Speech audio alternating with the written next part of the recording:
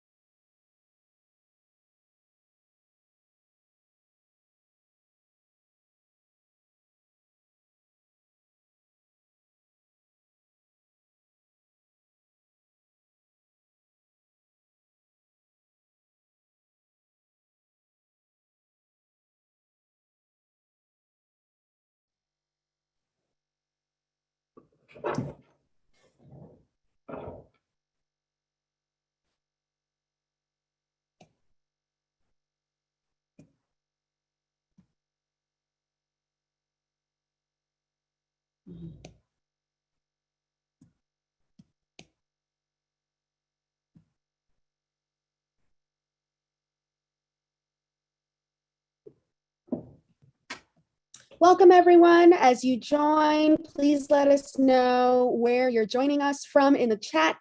I'm coming in from Puerto Rico. Welcome. We'd love to see where you're joining us from.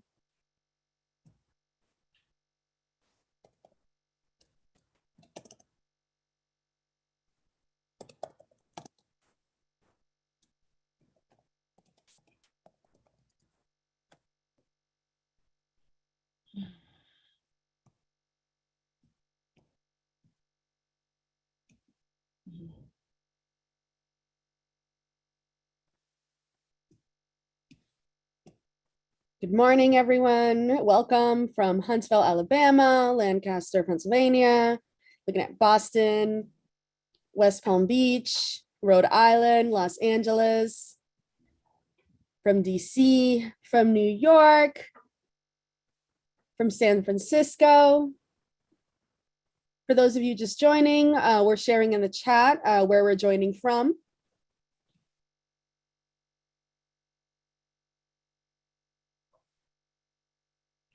Good morning, Oakland, Austin, Albuquerque, Miami. What a great crowd. Ready when you are, Sandra. Awesome. Hopefully you guys could all see me. Welcome everybody as you guys are joining in. Yes, please put your city and state and where you're joining us from in the chat. Welcome everybody to our second annual Latina Leadership Summit, Latina Revolution. My name is Sandra Noemi Torres. I'm the founder of United Latinas, and I'm excited to welcome you to our second annual Leadership Summit. And I want to thank you all for being here. And I want to thank our speakers who are here. These powerful Latinas are breaking barriers in their respective industries and paving their own way. So we are clearly seeing an increase in communities, right? Trying to bring more of these conversations that we're going to have today to light, right? But we want to make today not just about having these conversations, but also about understanding the action steps that we can take to start changing the dynamics and really move forward. It's about progress, right? So today is about action, and action is a form of revolution, right? So it's important that we are aware of the things that are holding us back as a community, as these conversations evolve, and getting support from one another, right? And then pushing through it. So this is such a delight to really see people from all over the country with similar mindsets, similar upbringings, where we can relate to each other and understand each other and really push each other to make a difference, because that is the point where we are at right now in 2022, because today is about that revolution, right? If we fight as a community for our limitations, we get to keep them, unfortunately. So even if those limitations include pointing fingers and making excuses, if you make excuses, you have to get ready to live with them, right? So we don't want to just simply blame systems around us. We give up power and personal responsibility when we do that. Today is about breaking those excuses and breaking the biases, All right, so how can you connect with United Latinas? Before we get started, I want to just quickly share. Many already have asked about our membership. This is a new era for United Latinas. It's post-COVID, and I want to encourage you to connect with us, to be a part of our network. Our membership is $99 and it comes with really some great perks. You can go to our website, unitedlatinas.com, to check more out. But I want to encourage you, if you're a leader, a speaker, if you want to partner with us, if you're looking for community, connect with us. And you'll see LinkedIn URLs in the chat. Please post yours. We'll share ours so that we can connect and we can certainly stay in touch. So I want to just run quickly through the agenda. We have 17 powerful women that you're going to hear from today. In these few moments, we're about to kick off our first session, which is Break the Bias. After that, we're going to be going over representation matters, how we are doing in the political sphere and in different avenues of representation, gender equity, and we're going to talk a little bit about pay gaps, being well. What does it mean to be well, to live well? That's something that we really want to dive into, especially our community. And then we're going to end with a fireside chat with Claudia Romo Edelman, and then some closing remarks. So I want to start just by saying that it's important for me, and I truly believe that when we come together, we really can talk about issues and find solutions for them. So let's find solutions today. So on that, I am now handing the reins over to our first session of the day. Again, I'm glad to see you guys are popping your LinkedIn URLs in the chat. Keep doing that. Keep letting us know where you're from, as people are joining in, what city and state you're coming from. And ahí lo paso a Ileana Rojas. Take it away. The mute, right? Hello, everyone. Thank you, Sandra. So exciting to be here with so many powerful women, allies.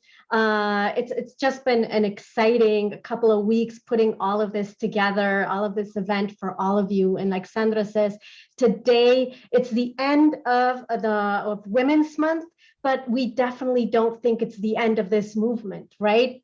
It's the beginning of all of us coming together to break those excuses, to break those biases, to break those thoughts, and to move from intention into action. And that's what we want to talk about today. So I want to kick off with three great friends. I was actually looking at the roster of speakers again, just prepping for today. And I was just like honored, humbled. I could not believe that I call all of these incredible women my friends, and that I'm surrounded and challenged by them every day. They just make me be better and better. And I think that's what we need, somebody that we know that we can lean on, and that will help us, that we're not on this journey alone, right? We're all on this journey together. So thank you, Scarlett. Thank you, Tatiana. Thank you, Carolina, for agreeing to be with us today. And we're going to kick off this panel about, breaking the bias and talking specifically about diversity, equity, and inclusion, such an important topic that has been out there for many, many, many decades, not even years, like decades. But in reality, it's only been a couple of years that has really taken that exponential awareness of people realizing that it's an important thing, it's an important topic that we need to notice, but still has a lot of ground to cover. And all of you have definitely created a great journey behind this. So I want to start with that. Like, you've all accomplished great things throughout your career, and are now powerful voices to create change and break the bias. Can you share with us your DI journey and what has been like your proudest accomplishment? And I want to start off with Scarlett. Thank you, Ileana, and thank you to my fellow panelists. I have to say that I am just full with such good energy right now, seeing all of the comments, seeing all of the Latinidad and the womanhood that is on both the panel as well as the attendees. So welcome, everyone, and it's an honor to be here. My name is Scarlett Abraham Clark. I'm originally from the Dominican Republic, and I came to the United States when I was 9 years old. So in terms of my journey to DE&I. I think like for many of us, if not all of us, it's been our whole lives. And I think, landing on that, frigidly cold February at Logan Airport was one of the first indications for me, at least, that, wow, I am a little different.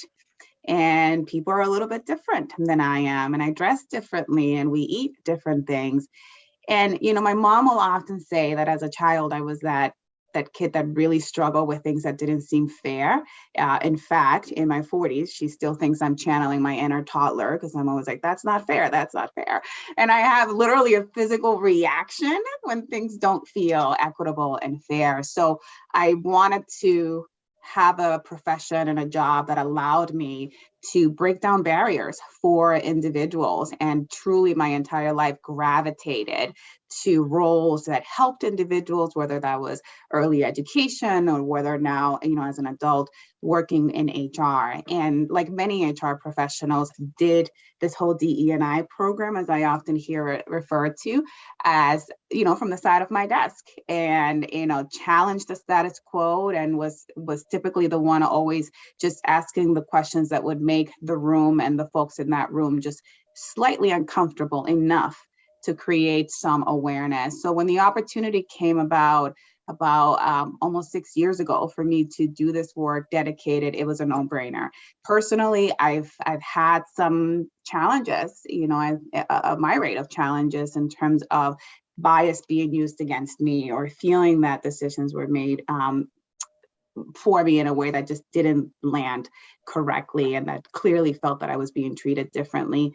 And I remember one in particular which didn't happen at work, it happened outside of work, but I remember it put me in a situation where I was at a crossroads to make a decision for myself. Am I going to sit with this anger, because that was the emotion that immediately erupted, or am I going to do nothing? Or am I going to sit with this anger and let that be the driver, let that be the passion that would allow me to ensure that no one else ever felt that way if I had an opportunity to make a change? And although during that time I had been in HR for so many years, nothing like some experiences to truly help you develop even more empathy, because you're developing more understanding, because you're now at the receiving end of a blatant example of being treated differently.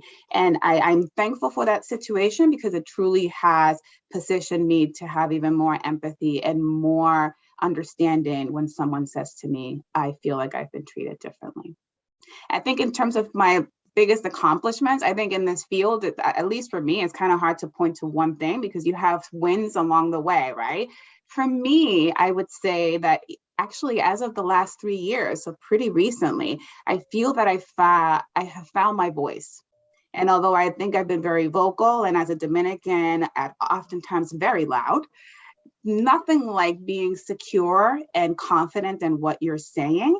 And it's almost like this, what do I have to lose type of attitude, not in a careless and irresponsible way, but more around, imagine what I have to gain if I just use my voice at this moment for myself and for other women behind me.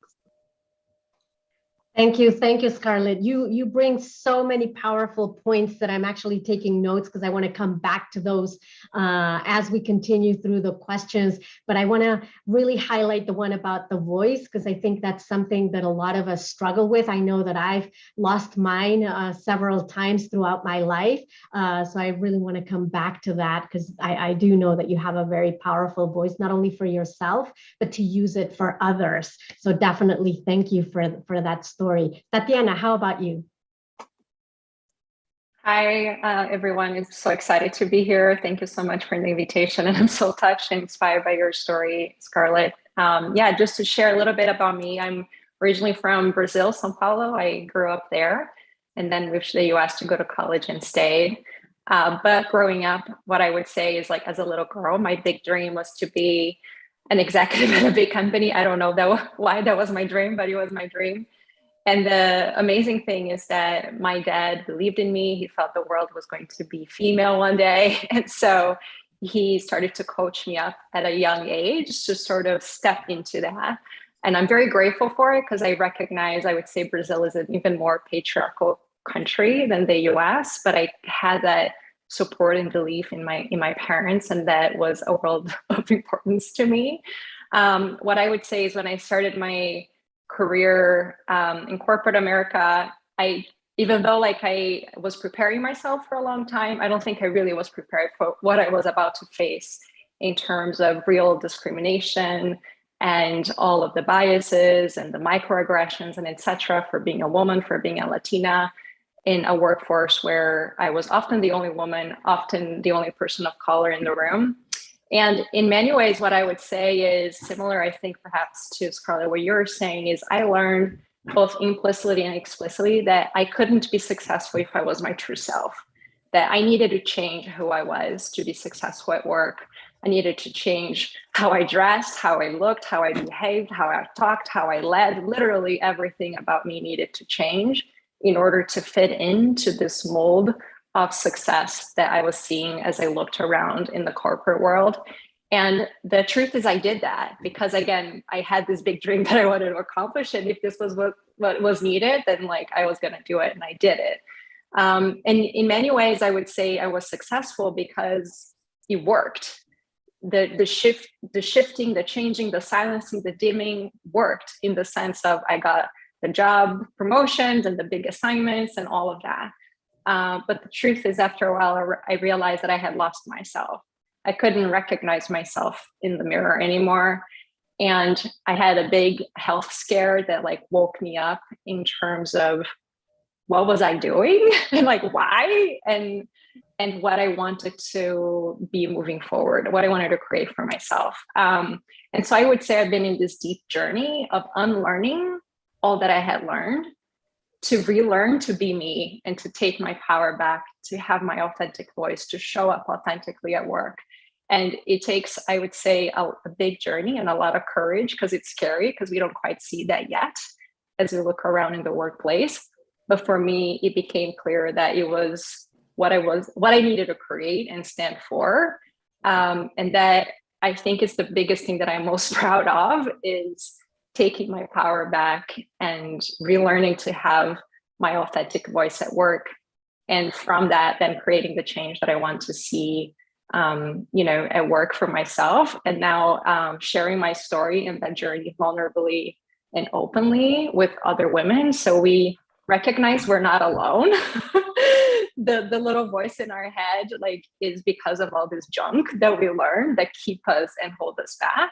So if we can go in this inner journey of unlearning and relearning, I think that's how we can really create the change we want to see. That's so powerful, Tatiana, and you're absolutely right. I think we end up adapting because of all of these beliefs that we end up, taking on as true. And now it's this process of, okay, what really is it me, and what is something that maybe it's not me, and how do we unlearn and relearn all of these new things? I'm going to come back to some of those thoughts. Carolina. Hola, buenos días. So happy to be here and hearing all these powerful stories. It's always welcome, it's always encouraged, it's always powerful, right? And sharing our voices. I'm so appreciative of you guys creating this space, truly. And thank you for the invite, and thank you for everyone to be here. My personal story, well, first of all, I was born in Ecuador. So I since I was a little girl, I dream of being here in the States, and it's just a personal dream of mine because I could see how impactful it was to me personally to see the progress, and it was so different than what I was born. But I always had a voice. I always had very powerful women surrounding me, and allowing me to be myself. So I'm very appreciative of that. My grandma, my mom, and those my aunts. So they were always those figures that I could rely on and that I could follow their lead. My personal DEI story has to be around going to Buffalo and moving to Buffalo to go to school there, and realizing that I was the only one, right? I'm the only one from this little country, Ecuador, and I'm the one who speaks Spanish and who likes rice and who does things differently, looks differently, but I always saw it as an advantage. I always saw it as I'm the cool kid on the block. So I was always encouraged by seeing different faces and different with my school did have an international program, so it was very encouraging for me to learn from all these new people that I was meeting and the interaction. But I was always very aware of the weight that you carry by being the Latina, right? Being the Hispanic in the room, being the one who's probably louder than everybody else, but is so welcoming, is so loving, with the empathy, with the kindness.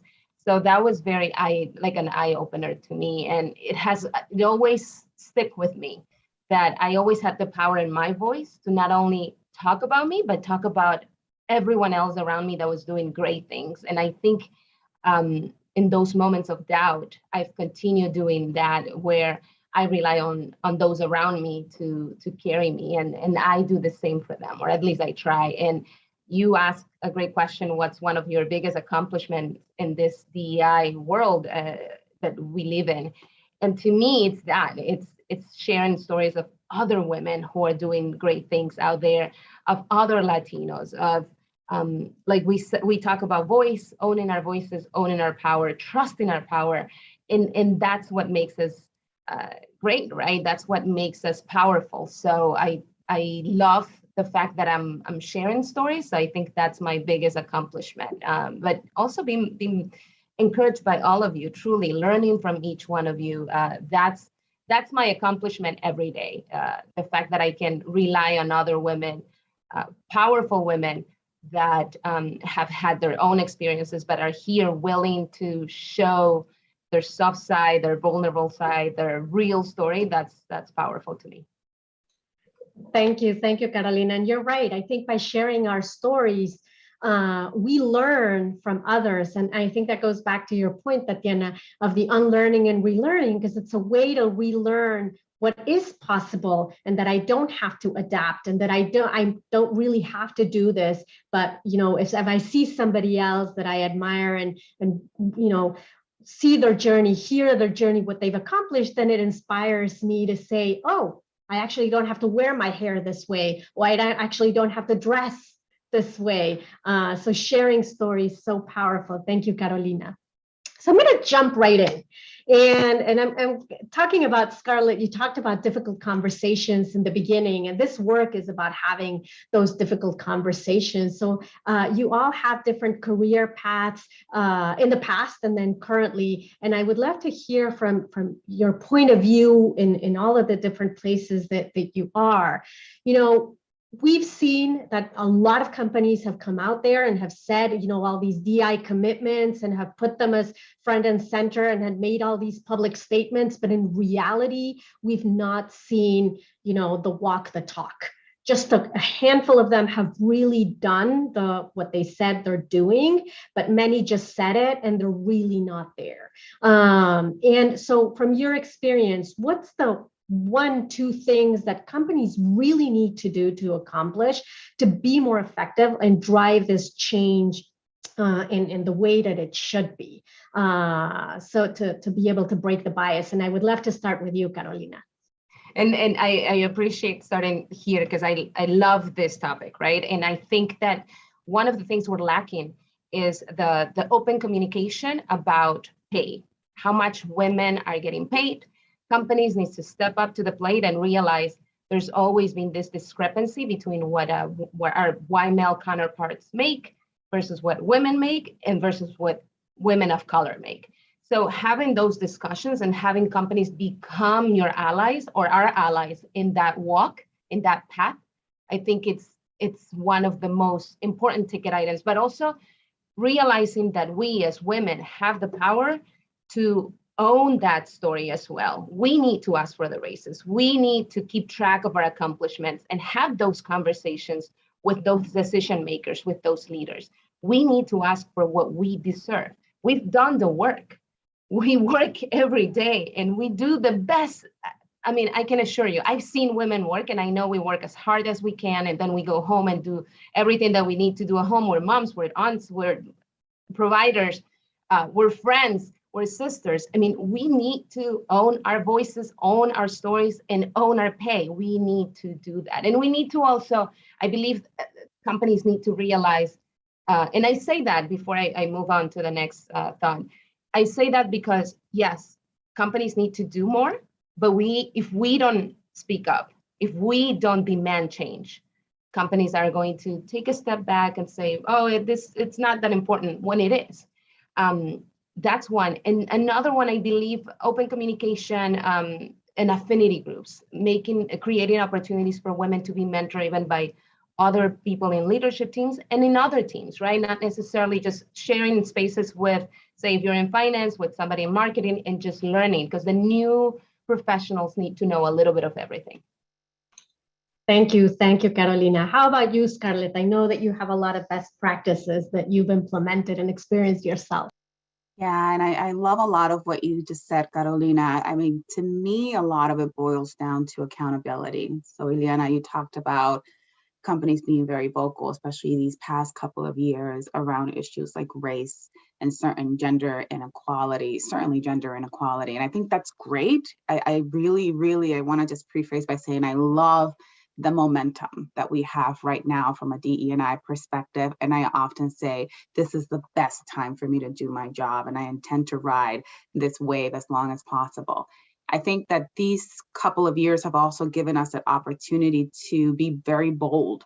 So to Carolina's point, be bold as an employee and an advocate for yourself, but also for me in my role, be very bold in pushing my leaders, and I've been with my organization now for 17 months, and I'm lucky to work for an organization where leaders are bought in, but I have to be very mindful that buy-in doesn't translate into truly understanding the actions that are needed to make meaningful steps in this journey. So I'm constantly educating as I'm looking to influence. And one of the things, being in the financial industry, that I have relied on heavily is the many and countless studies that have been done in terms of who is our incoming workforce and also the incoming investors, and what are their values, what's core to them that they're going to need to see reflected in an organization's values and missions, and not just a beautiful post on LinkedIn, but actually demonstrated, and they can feel it when they actually work in there. And again, to Carolina, to your point, it's also for employees to hold their organizations accountable and say, hey, this was a great statement made for Women's History Month, but let me just bring you into what's happening here within our organization. I think that the definition of the whole person, I think we often use, let's support the whole person, let's make sure we see the whole person. We have to expand that even further to include the impact that the last couple of years has had, particularly on women from a mental health perspective. I mean, women make up over half of the workforce, yet we don't see that nearly reflected at the leadership level. Further compounding the effects that all of this has had from a mental health perspective. So for organizations, it's also going to be important to look at the support that they're giving women in an equitable way and acknowledge the mental health impacts, but also the different detriments that are contributing to that mental health. And that mental health that's actually putting us in situations where we're either saying, you know what, I wanted to be an executive, but maybe I can't do that right now because I can't deal with it at all. Or you know what, maybe I just need to be out of the workforce. So to have anyone, but particularly women, in a position where you have to make those decisions is ultimately going to continue to impact our economy greatly. And I'm a big believer that we're so much greater when we're doing this together, and the piece of the pie is so much bigger when we're in it together, that the minute that women and BIPOC are starting to step away further from the workplace, our economy is going to take a big hit to that. And I would hate for that to be the impetus for organizations to start to do something. Thank you. Tatiana. Yeah, I completely agree with, you already shared about transparency, accountability, and great momentum to your point, Scarlett. So this is the time, to be bold. I've seen also a lot of beautiful manifestos, right? Or posts that, companies make. And I think there's great intention and people are aligned to that, at a high level. What I perhaps have seen in different organizations is you have the people at the very top sort of aligned, and the people on the bottom, which tends to be, overrepresented, to your point, in terms of women and people of color, but there are like layers in between, they're frozen. And those people really hold the power when it comes to, the progression that, you need to see level by level to get to stronger representation. So I think what I've seen the most effective is when companies really hold leaders accountable and actually tie their performance, their compensation to D&I goals and measure like on a quarterly basis, an annual basis, how the progress is being made, and then ultimately literally hold those leaders accountable in ways that matter a lot to people, which of course is their own performance and their own sort of compensation. Otherwise, we are going to continue to face a lot of those blocks because I think deep down there is still fear of what that means to them. Unfortunately, I think people still have a zero-sum or scarcity mindset at play. And even if they can't acknowledge that at like on a conscious level, it's kind of running underneath. So unless we put steps to help us like get beyond that, we're going to keep making the incremental change. And I think we all agree that we need exponential change. Otherwise, we're not going to get where we need to go. Thank you. And I'm just watching the time because I feel like we could continue in this subject alone, like for the rest of the 2 hours, but we have a couple of other panels coming up. But I do want to ask you guys one last question before we move on to our next panel. And we talked about today being a day of action. So what would each of you recommend in terms of, for rising Latinas, for seasoned Latinas, that we are struggling to still break our own biases, right? Not only biases from others, but even our own and those mindsets. So would love to hear like what are your words of wisdom so that they can take action today, Tatiana. That's perhaps the biggest question, I believe, because I have learned that oftentimes we are looking for like this companies, this high leaders to like make the change. But at least for me, the biggest biases I have faced and barriers were inside myself. And I was often not even aware of them because again, I had learned at a young age from loving parents, well-meaning teachers, society, culture, etc., all of these limiting beliefs that I didn't know had been holding me back, and really creating the inner critic novellas. I call novellas because I'm Brazilian, but a lot of dramatic stories that often, again, held me back from, speaking my truth, being me, raising my hand, taking the big next step that I wanted to take.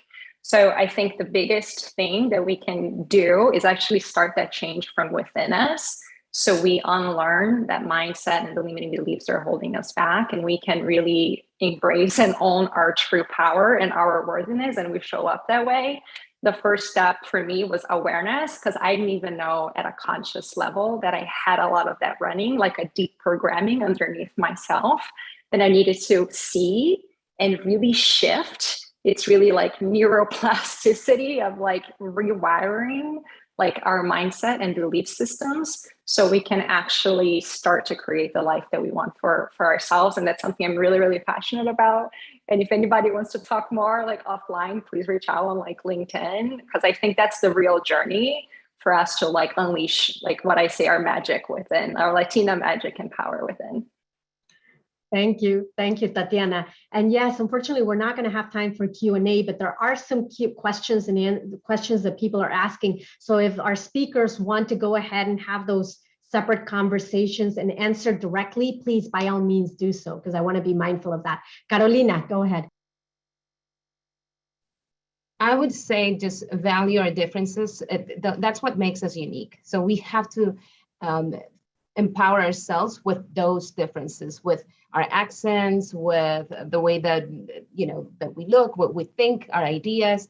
Value that, love yourself more, and become your best advocate. I mean, there's so much that we need to talk about ourselves, not be afraid. I know that we say, oh, you have to be humble and you cannot talk about what you're doing because that's not the right way. But I would encourage and invite everyone to do that, to talk about your accomplishments, because that's what's going to pave the way for others to understand what's possible. People need to see what's possible, to believe, and to go and take action. So become a role model for others just by doing your own thing, walking your own path, owning your own voice, and sharing and celebrating your own accomplishments. And along the way, become an advocate for somebody else. Open doors for others. Talk about that person when that person is not in the room. That's how we support each other, and that's how we advance together. Thank you, Scarlett. Yes, all great points that I for me just support this concept of change starts at home, right? So we have to look within ourselves in terms of what can we be doing differently. I would extend that to our culture. And Sara, I saw your message there around Afro Latina, and it certainly makes me think about what happens even within the Latina culture and the Latino culture, right? That acts as barriers for us and for each other. So I would encourage all of us to also examine what are we doing within our own respective cultures that we may be able to change, that we may be able to pivot. I'm also really, really passionate around networking and really surrounding yourselves with strong women, men, people that are going to just raise you up, people that are going to be honest with you about the things that you want to change, people that are going to speak for you or about you when you're not in the room, and people who are going to help you be a lot more confident than you thought you could be. I've made some very bold moves in the last couple of years, and I could not have done that without that network, mainly of women, pushing me from behind. So I would encourage that we build each other up, that we recognize the opportunities to pay it forward, and that we embrace, to Carolina's point, the differences that exist within our own culture.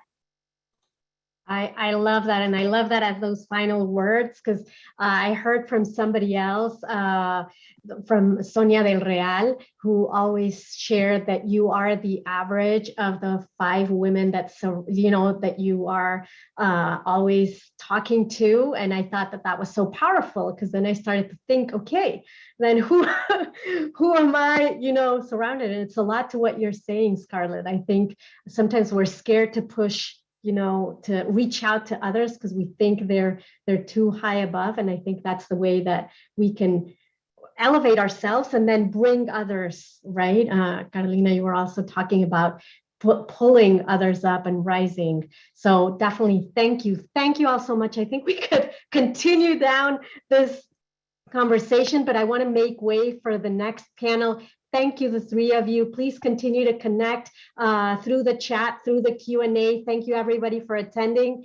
Sandra, all yours, or Laura, I can't remember who's continuing on.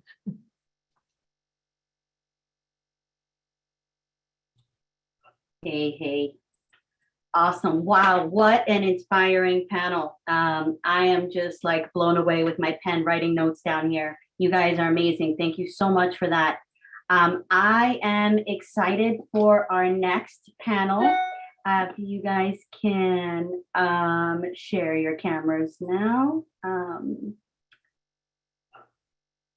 Let's see, is everybody here? All right, so this next panel is Representation Matters, right? So we're gonna pick up on a lot of this conversation and talk about how do we empower and support representation in within businesses, but also within politics and within political avenues, right?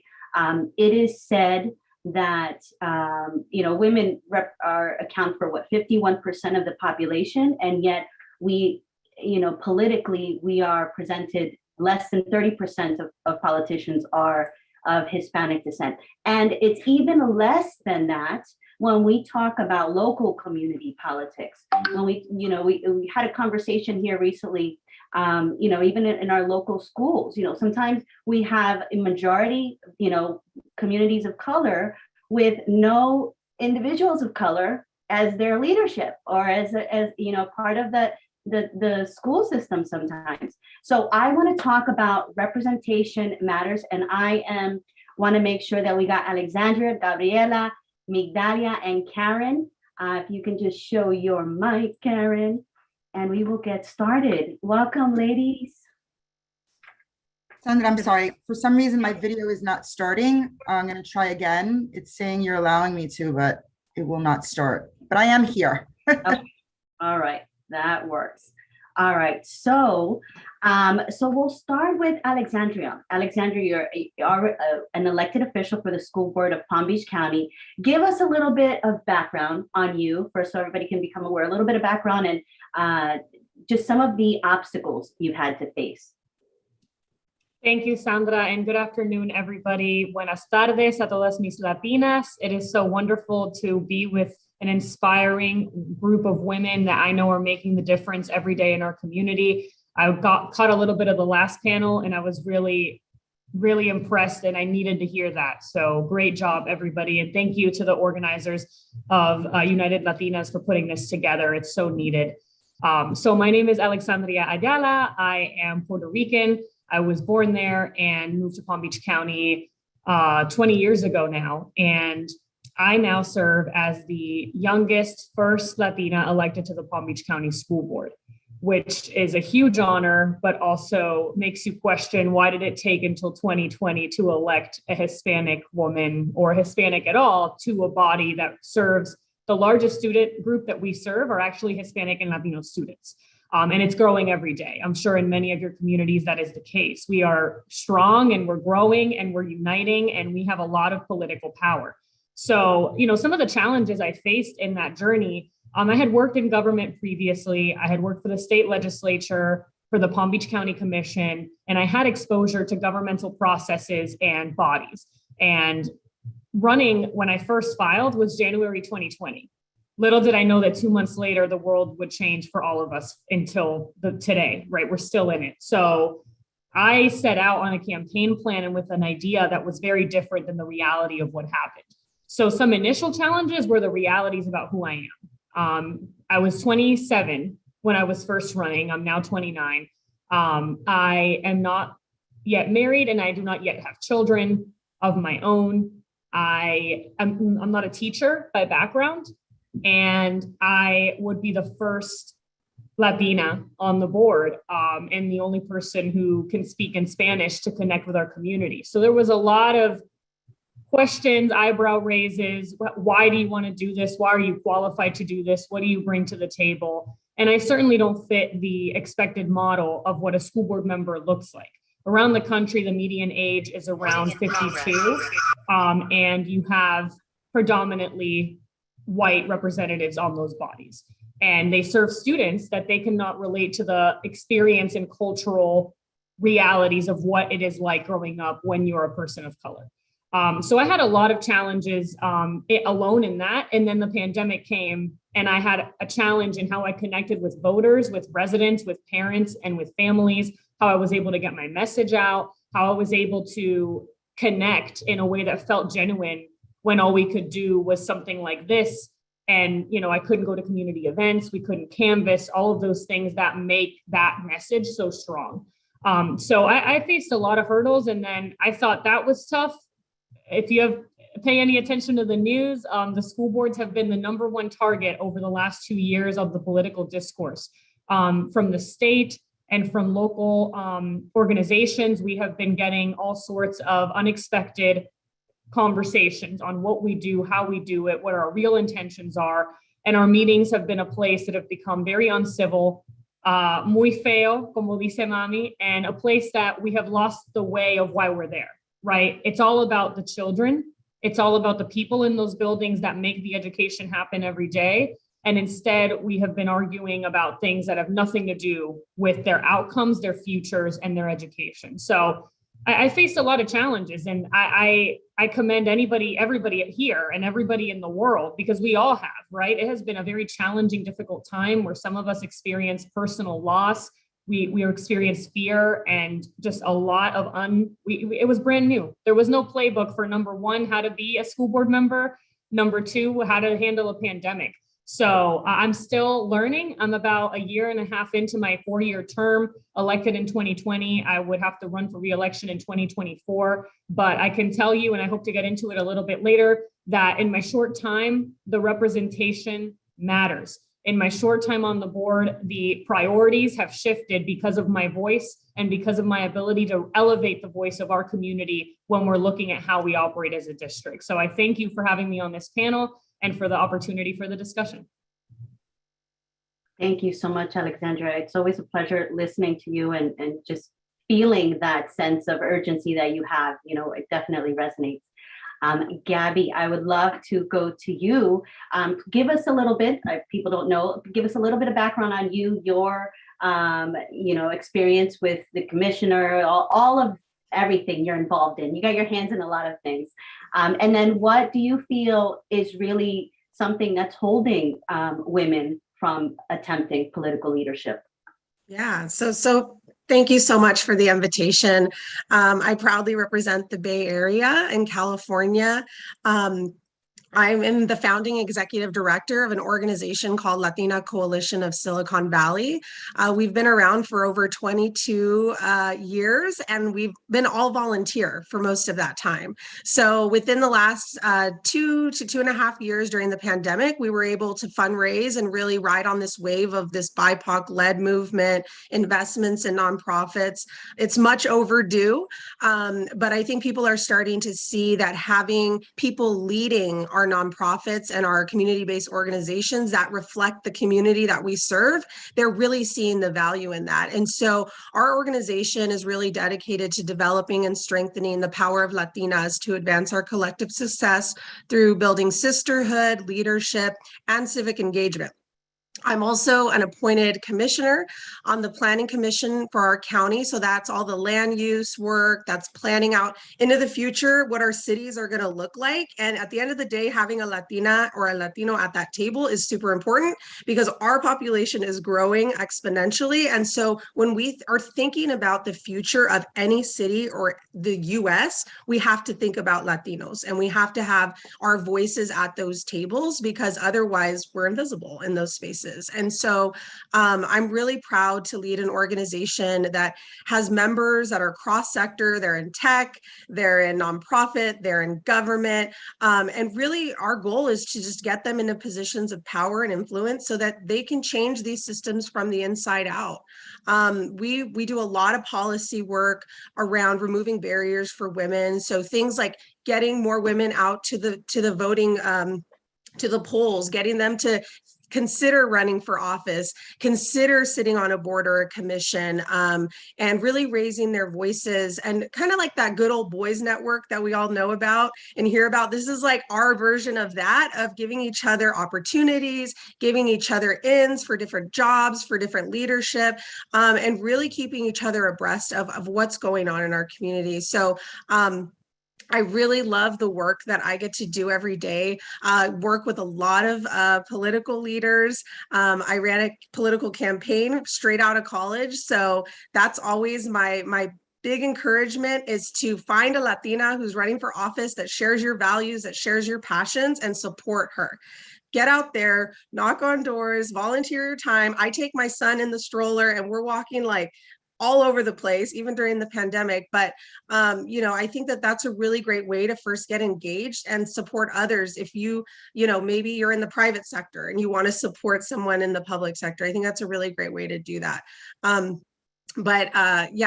thank you so much for inviting me into this conversation. The other thing that I think is super important is understanding that our childhood and our parents are our first teachers. And so I think when we all think about the work that we do, it's definitely grounded in the fact that, whatever was modeled to us growing up, whether good or bad, like we made a choice to either change it or to follow that path. And both my parents were advocates.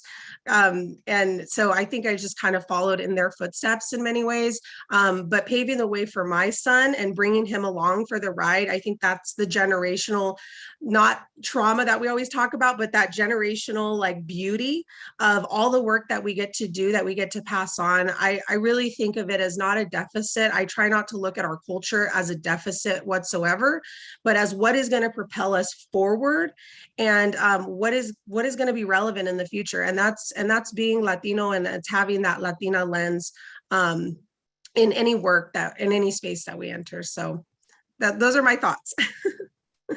I love it. And I love that you brought up the importance of supporting each other.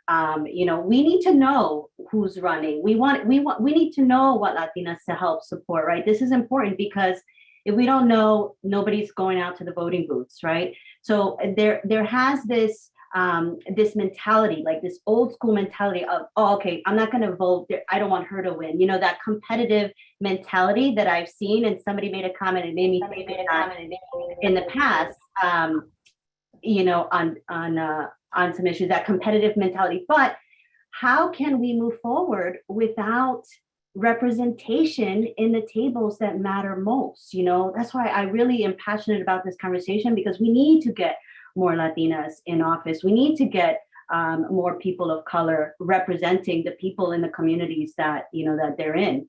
Migdalia, I'd love to throw it over to you. I know you work in an office, you know, chief operating officer for a government office. I'd love to know from your experience, just in those environments, what, you know, what do you feel are some barriers to leadership as a whole within infrastructures like that?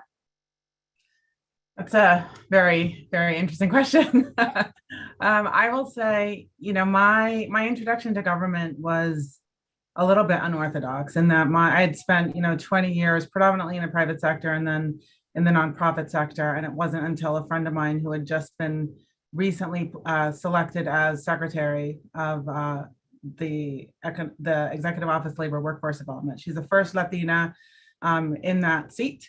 And she reached out to me and said, have you ever thought about working in government? And I said to her, quite honestly, literally never. It's not something I grew up with kind of in my life, but that's fascinating. Tell me more. And the more that we talked, the more that I really understood the impact that we could have on our constituents in the Commonwealth. And so when I came in, and this is something I've been learning a lot, just in, I would say probably over the past 10 years, it's that it's the opportunities, unfortunately, are mostly created by other Latinos that are in position to kind of bring you up. And that was one of the things. There were a lot of things that Secretary Acosta and I spoke about when I started. And one was very plainly leaving things better than the way that we found them, but also being able to create opportunities for people who look like us. And so, you know, we had a lot of conversations about how we do that. And one of the things that we focused on was reaching out throughout our network and connecting with as many people as possible to start to get senior Latinos in different boards and commissions across government. And we've placed, I think the last time I had counted, it was somewhere around 15 individuals. It's probably a lot more than that now. So that we have Latinos in the seats where they're able to weigh in on things that affect the businesses and the individuals in our Commonwealth. The other thing we focused on was really looking at how diverse we are as an organization and how we kind of can bring people into these careers. Because I think what a lot of people don't realize is the value, even if it's a small stint in government or long, or that's where your passion is, having this experience and working in any kind of government is such a valuable experience, and you can take the learnings from that wherever you go. And so we've been making a real effort to recruit as many people of color really throughout our time here. We knew that our time here is limited, but it's really been that. I think one of the unexpected joys of being in this position has been the Latinos that have been here just coming up and approaching us and say, I don't think you understand how unbelievable it is to have people who look like us in positions that you are in. And that has moved me, honestly, throughout the past, 4+ years that I've been in government. That really just, you see those commercials that say, if you can see her, you can be her. And it's so true. The incredible pride that our Latino employees have and their engagement and how that has changed thus far has been incredible. I think that, there are a lot of opportunities to get more Latinos involved in kind of senior leadership roles and in leadership. I think and especially when we're talking about Latinas, there are a couple things that I want to talk about, right? So one is there are some amazing women, talented women, Latinas that I have worked with and coached and mentored who I'm trying to put into positions and they simply won't get out of their own way. And what I mean by that is that, it's very easy, especially in the world that we grow up in, to feel like, you're not experienced enough, you don't know enough, you're not ready or what have you. One of the biggest lessons I've learned in my career is that that's so not true. And it took a lot of people telling me, no, you're ready for this, go do this, to kind of take that leap. And my advice to Latinas everywhere is just, if people are telling you that you are amazing and that you should go for it, believe them, and then take the risk and then take the leap. Because that has been a little bit of a frustration for me, that there are so many amazing Latinas that I know, and a lot of them do some amazing things.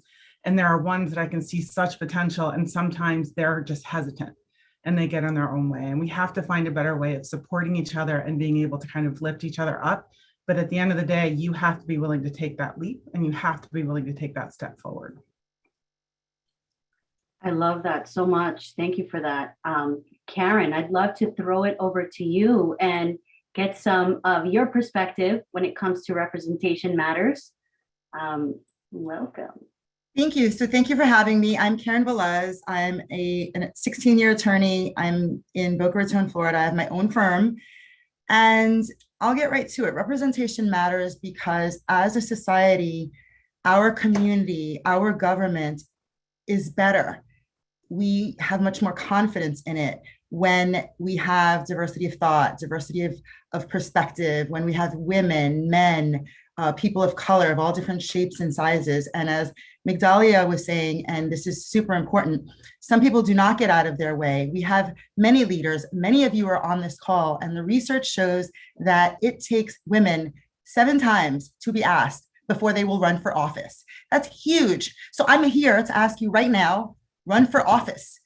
Connect with Migdalia, connect with Sandra, connect with Alexandria, connect with your school board. I am a former teacher. Actually, the law is my 3rd career. So I was a teacher, and that taught me how to connect with my community.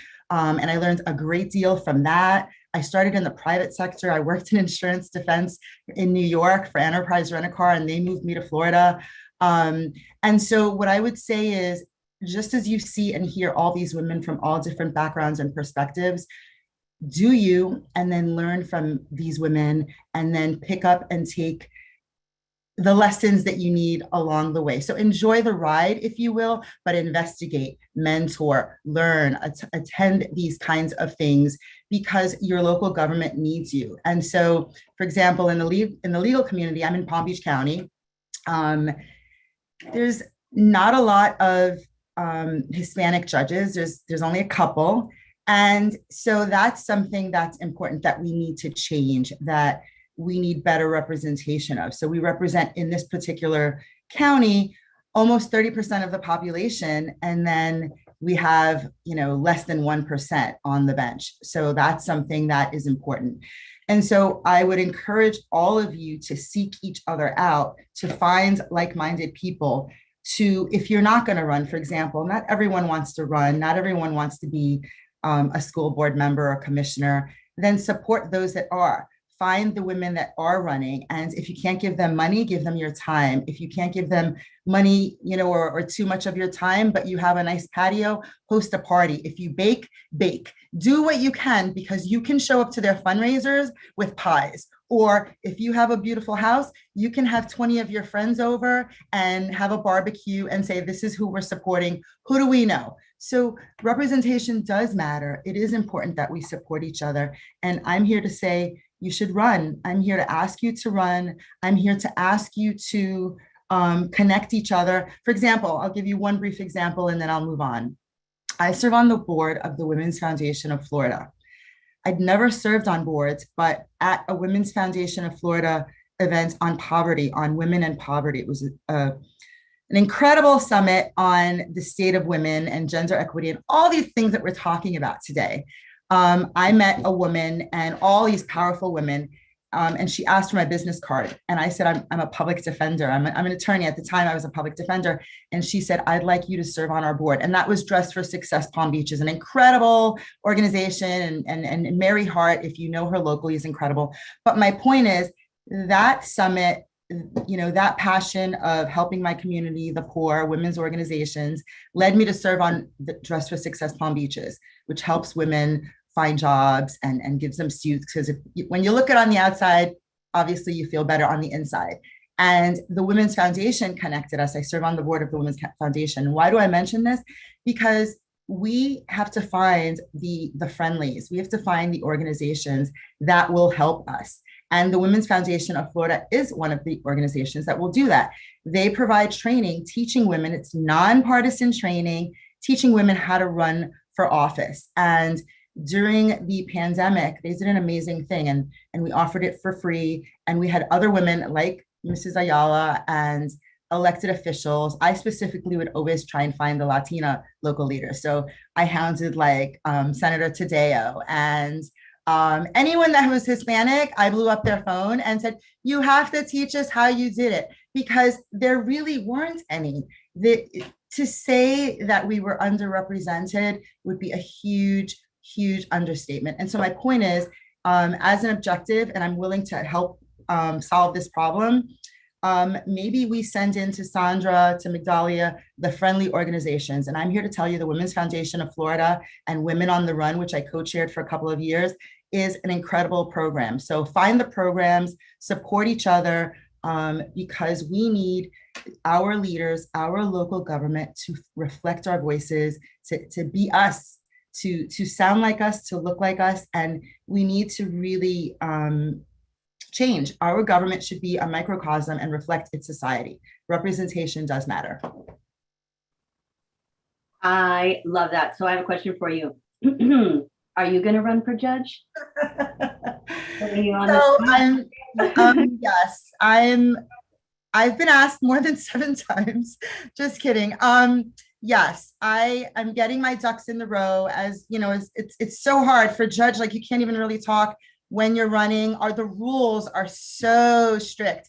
You can't solicit money, but I'm working towards that, and I'm doing what needs to be done, because I think it's important, as I said, that we have our own elected officials and leaders in the community. Our leaders should reflect the community. So yes, Sandra, good question. I love it. I love it. And I love that you brought up Women on the Run. I took that program, and, I loved that process. It's important, even if you're not considering running for any political position, to get involved with some of these programs so you can really get familiar with the process. I think it's going to inspire everybody to really understand the nuances when it comes to our local politics and how that impacts our communities as a whole, and just understand the process. It'll get everybody that involved in the process. Within the Latino community especially, I think there's a lot of stigma with just voting, and making sure that we, feeling that our vote actually matters, that it's important, So on that, the Women on the Run program, I know, Gabby, on the West Coast, you guys are rocking it over there with solutions, with programs, with training, with we had this conversation before. I'm like, I think the West Coast is just such much more activist. You guys are like doing it. We want to learn from you over here on the East Side. So I'd love to hear some of the programs that you have going on, and what are programs that anybody can tap into anywhere in what state? How would they look for them? Because I know we have a lot of people from all over here on this panel or on this event. So how can people find resources to learn some of that stuff? I think the silver lining during the pandemic was the fact that geographic barriers sort of went away, right? It's like we could connect East Coast, West Coast. I could talk to a woman in Middle America and we could have this great conversation. And so I think just understanding that like most of our programming is virtual.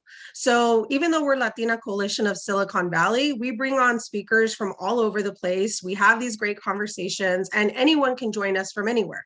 And I think that's like a lot of other community-based organizations that offer resources, mentorship, trainings, is that I can take trainings that are offered out of DC if that's something that I want to do. And so I think there's no limits in terms of anymore, in terms of like geography, or maybe you live out in the middle of nowhere and you think that there's no programs for you, but get online and start following these influencers like Sandra, like any of us that are on LinkedIn that share resources constantly on our social medias. I think that that's a really great way. I know people ask me all the time, they're like, is it okay if I add all of your contacts on like, I go add them. Like, that's social capital is meant to be spent, right? It's like, I didn't build up my social capital so I couldn't, make sure to connect people. So I think it's just like, for us, we start really young. So we have a program called EYA. It's our Engaged Latina Leadership Activist Program. And we start at 19 years old. I'm actually a graduate of the program. So I did the program 15 years ago. So those little seeds were planted in my head when I was in college, that I could run for office. I could be a policymaker. I could get involved in advocacy. And so I think that I would encourage everyone on this call, even if you think you can't be a mentor, you can. You just being there and being in a young woman's life is something that is incredible, or a young man's life. Like, I have a son, I want him to also have great women role models. So I think that's something that we have our EYA program. All of our programming, we do policy platicas on an every other month basis. We're going to do a Latina Action Day where we're taking Latinas from all over the United States in partnership with Hispanas Organized for Political Equality to Sacramento to show up, thousands of Latinas descending on the Capitol saying, this is what we need. This is what we want. The pandemic affected us in the greatest ways. Like, the numbers are clear. We lost jobs, we left work, we, lost money. And so it's like, now it's a rebuild. It's time for rebuilding. And I think that like getting involved with others, nobody has to do it alone. That's something in our culture, that the pride that the women that we work with that think, oh, I can do this alone, and I'm going to like make systems change by myself, that just doesn't happen. So I think just finding that group of women that share your values and share the same goal, the power of organizing is incredible. So organize your comadres, organize your elected officials. And at the end of the day, I'm not an elected official, but I hold them accountable, and I love to do that. And that's why I probably won't be one myself.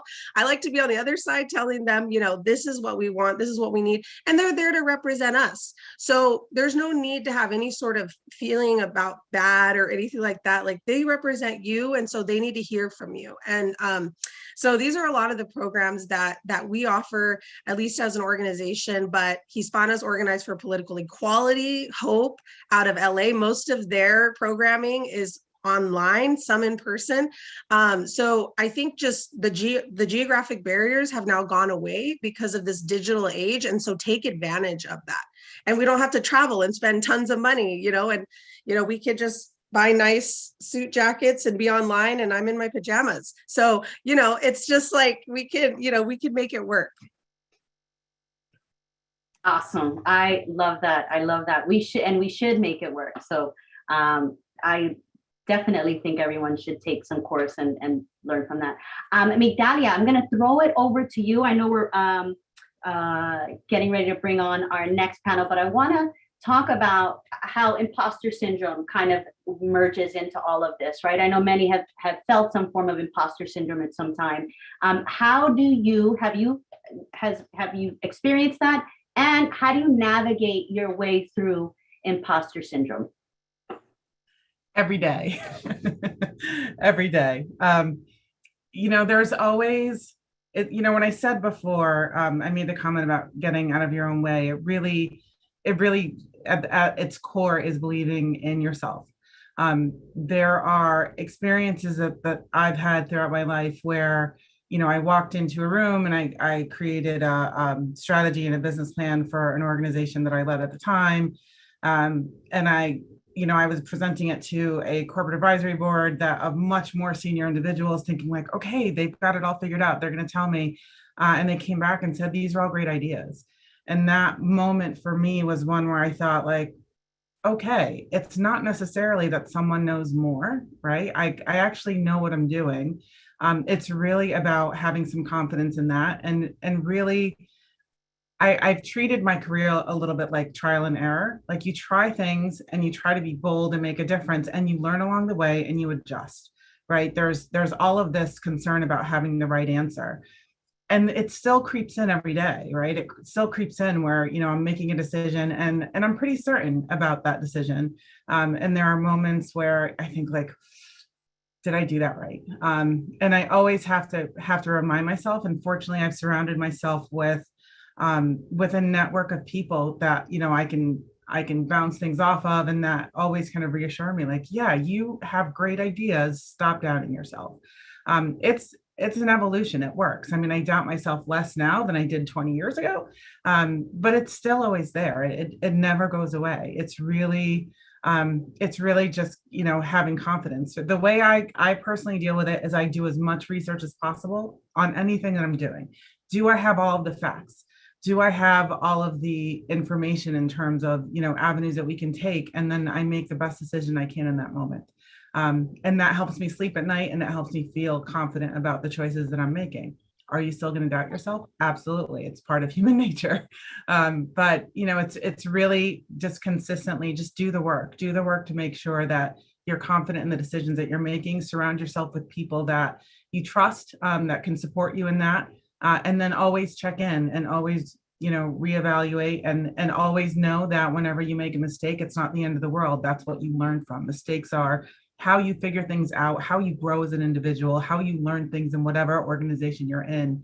And then you learn for next time and apply those lessons later.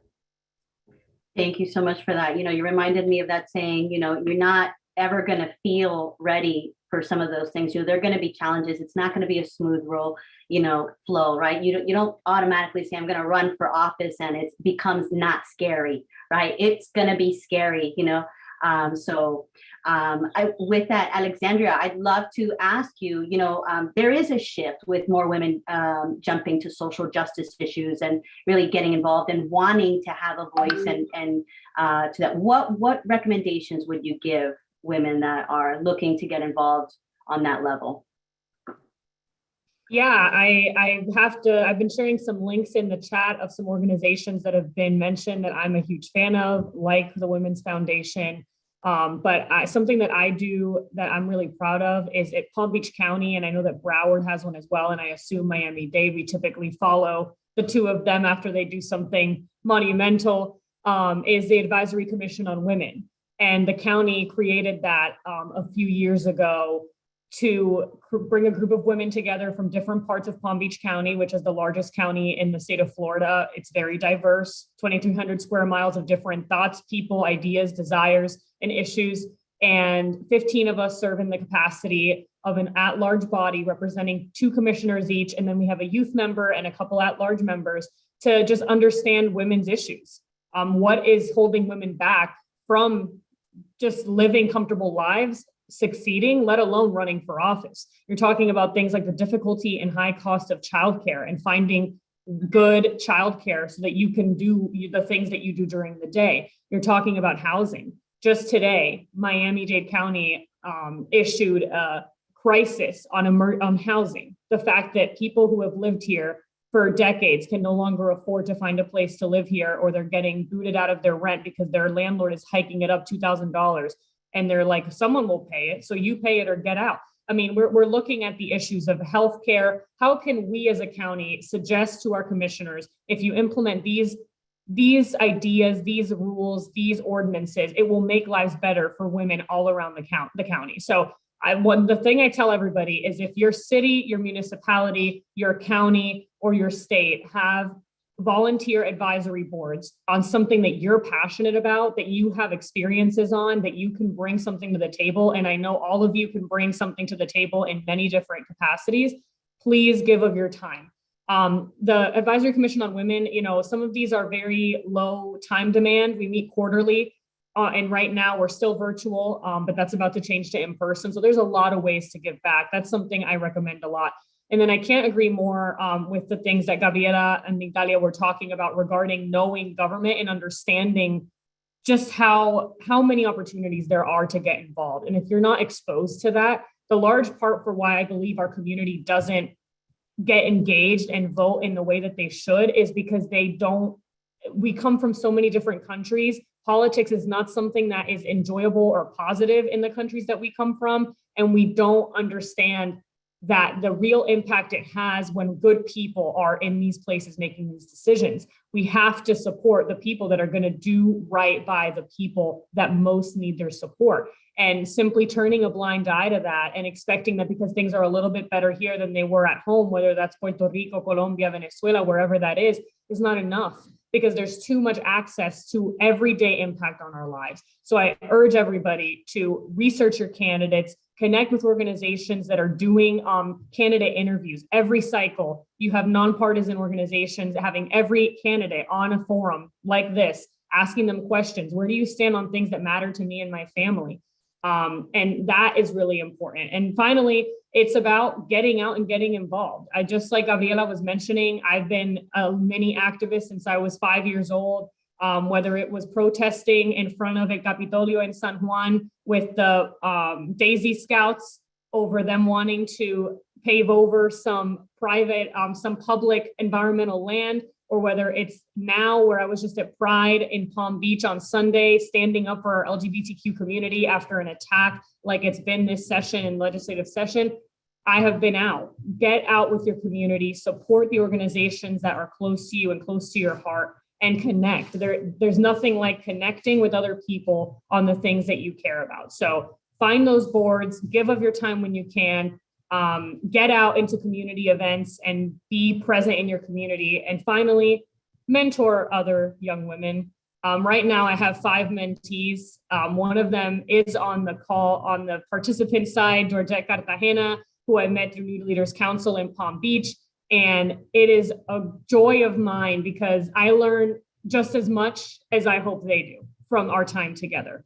And if we are not uplifting the young women that come after us and keeping that door open, we're not doing the best job that we can, right? Nobody wanted to open certain doors for me, but the people that did changed my life. And I want to be able to do that for the women who come after me. So if you have an extra bit of time and you know that a community center gets young students together and you find a young woman you connect with, or even a young man, a young person you connect with on an interest or some career goal, give them that time, meet up with them 4 times a year quarterly, ask them what you can do to help them. It will really make a positive impact for everybody. Thank you. Thank you so much, Alexandria. I know we are a little bit over, about to pass it over to Laura. I had one last question, even though I don't even want to ask anything after that. That was just so perfectly said and so encouraging. We got some questions coming in, which we probably won't have time to get to just yet. But I wanted to just end with this last question. When it comes to public perception, right, especially when politics is not big within the Latino community, and it's a scary subject, or intimidating subject for many.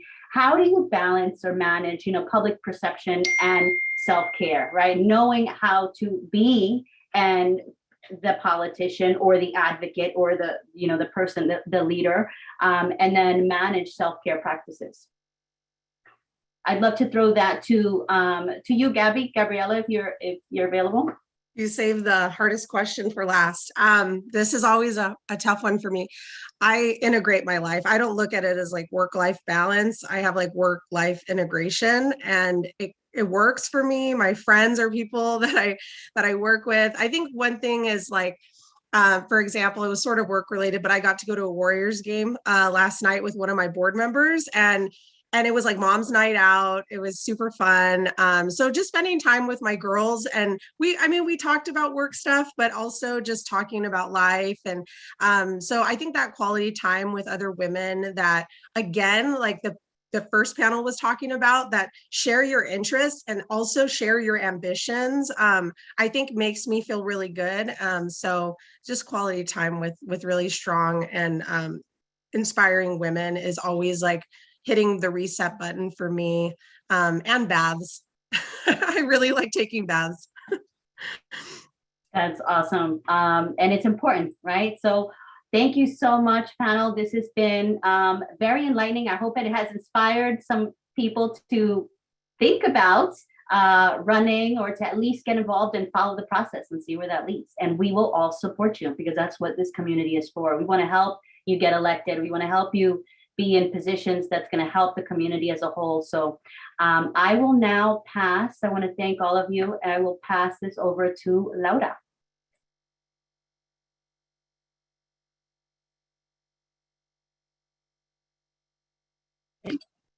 Hello, everyone. I hope you can hear me.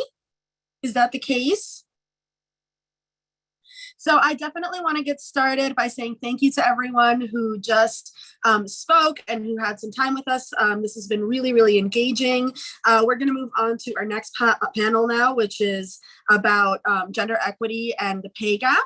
So what I'm going to do is remove the pin that I have on for everyone else and jump on and invite Christina Costa to join us, as well as Jeanette and hold on as I find your link. Manu and Luisa, if you're there.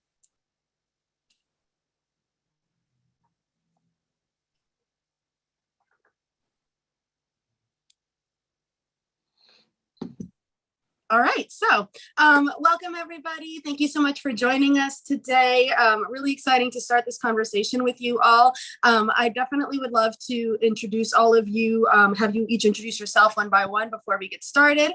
And I'll have you answer our first question since we are tight on time as you introduce yourself. So this panel is about gender diversity and gender equity, which are still very far from ideal. And it's even more challenging in male-dominated industries.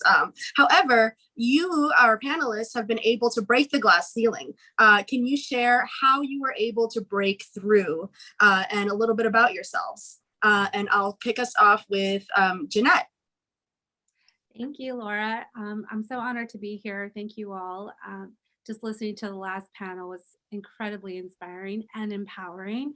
So my name is Jeanette and I cover travel tourism. And for me, it really goes back to my childhood. I mean, I could specifically remember growing up in a bilingual household. We would watch English channels and Spanish channels. We'd watch Oprah and then we'd change the channel and watch Cristina. So my household, it was always about integrating both cultures, which I'm really proud to be a Latina. And one thing I noticed though growing up was the lack of women, and very specifically in the travel industry. And I recognize that too, as much as diversity.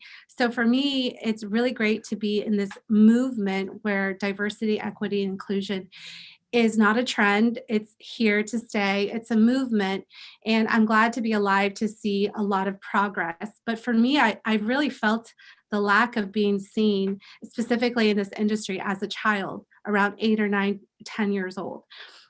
So for me, it's really great to really help move the needle. I have a couple mentees. I speak to colleges and universities. For me, it's also about giving back and being a good role model for my 3 young nieces who look up to me. So it's a little bit about me. I'm also a reporter. I got my degree in broadcast journalism. I went to UCLA for producing film and TV. So I have a lot of that background, but specifically for me, it's about helping women as well and Latinas. So. Thank you so much, Jeanette. That's really great. And it's really amazing to hear all of the small things that we do for each other that help us kind of like elevate and get to this place. I'll toss it over to Cristina. Thank you so much, Laura. I am so excited to be here. Thank you for inviting me. Hi, everybody. My name is Christina Costa. I am a career and empowerment coach, founder of Christina Costa Coaching, where I specifically work with women of color to really help them transition into the technology sector or pretty much any industry that they're looking to get into, helping them build their confidence, really crush the interview, understand negotiation tactics, and really just empower them right throughout the entire job search and while they're also starting these new careers. So that's a little bit about Christina Costa Coaching. My day job, I'm actually a recruiter for the Google Cloud. So I actually talk to candidates all of the time. I know what recruiters are looking for. I see how, women are in the technology space. I've been in the tech space now since 2014, which is crazy. Time flies. And so I've had a variety of different roles and a lot of experiences in a very male, especially white male dominated industry. So for me, moving the needle, really helping to break the glass ceiling has always been a mission of mine. Previously, I was in charge of an organization called Women with Purpose, which was specifically providing professional development workshops and trainings to women of color in the Boston area.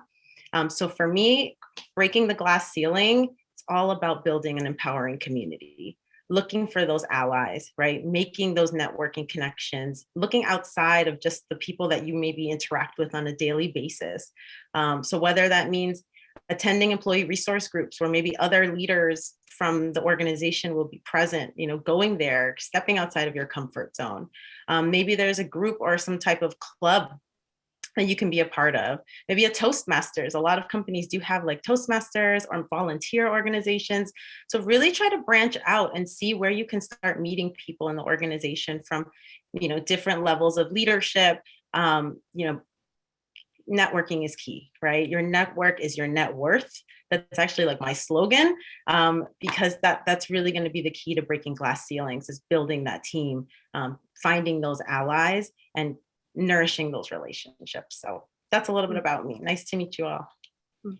Welcome, Christina. Thank you so much for sharing. Tossing it over to Malu.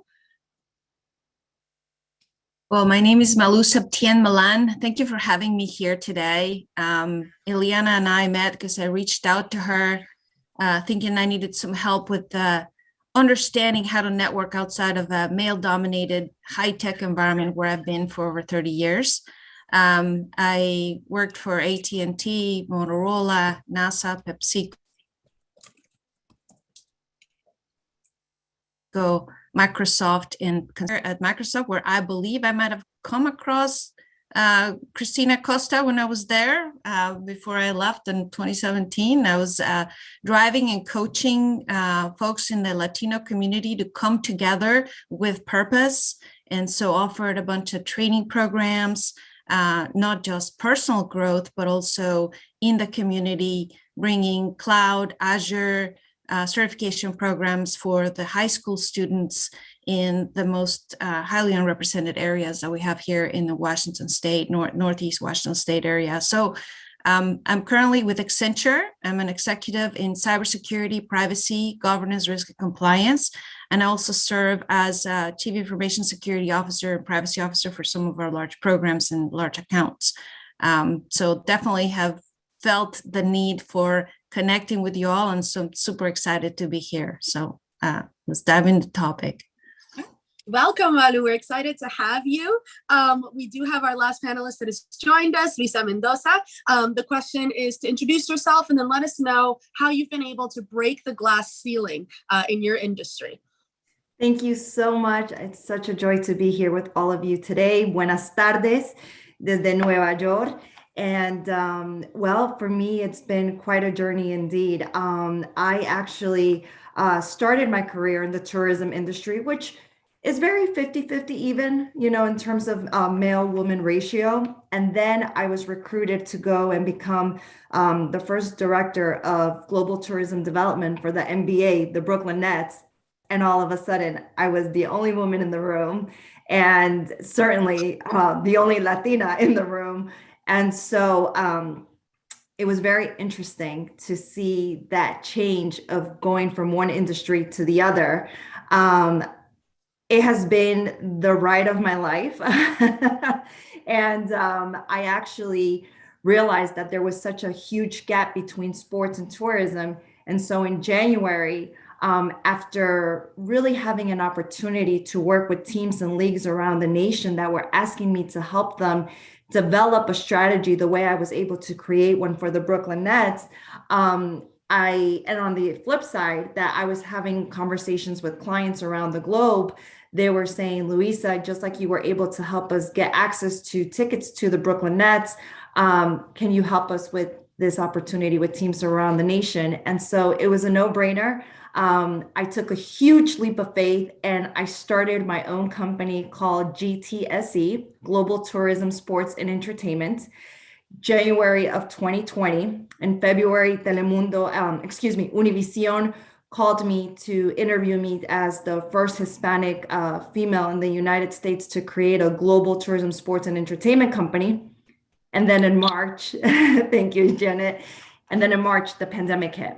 And I'll get into that later. But certainly, it was not easy as a Latina to break ground and to really not just make an impact for the Brooklyn Nets, but to see that there was a much bigger opportunity at stake. And I'm glad to be here today and share my story so that all the women, amazing women in this group and that are joining us today can realize that we can truly, anything you set your mind to, you can truly accomplish no matter how hard the barriers might be. Congratulations, Lisa. That's amazing.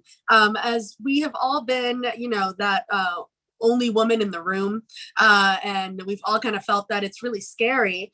And sometimes it can be intimidating, and it could have been very different if we had seen other women, other Latinas in the room with us. And so one of my questions for you all today is, since we are working in male-dominated industries, one of the biggest challenges is not having a pipeline of women that help support the growth of all of our young women that are coming into these industries. So what do you think we need to build this pipeline? Because we have successful women, we're growing our GDP, we are really impacting these different industries, but we're not being seen in these positions of leadership and able to help other women. So how do we get to that step, and what do we need to build that pipeline?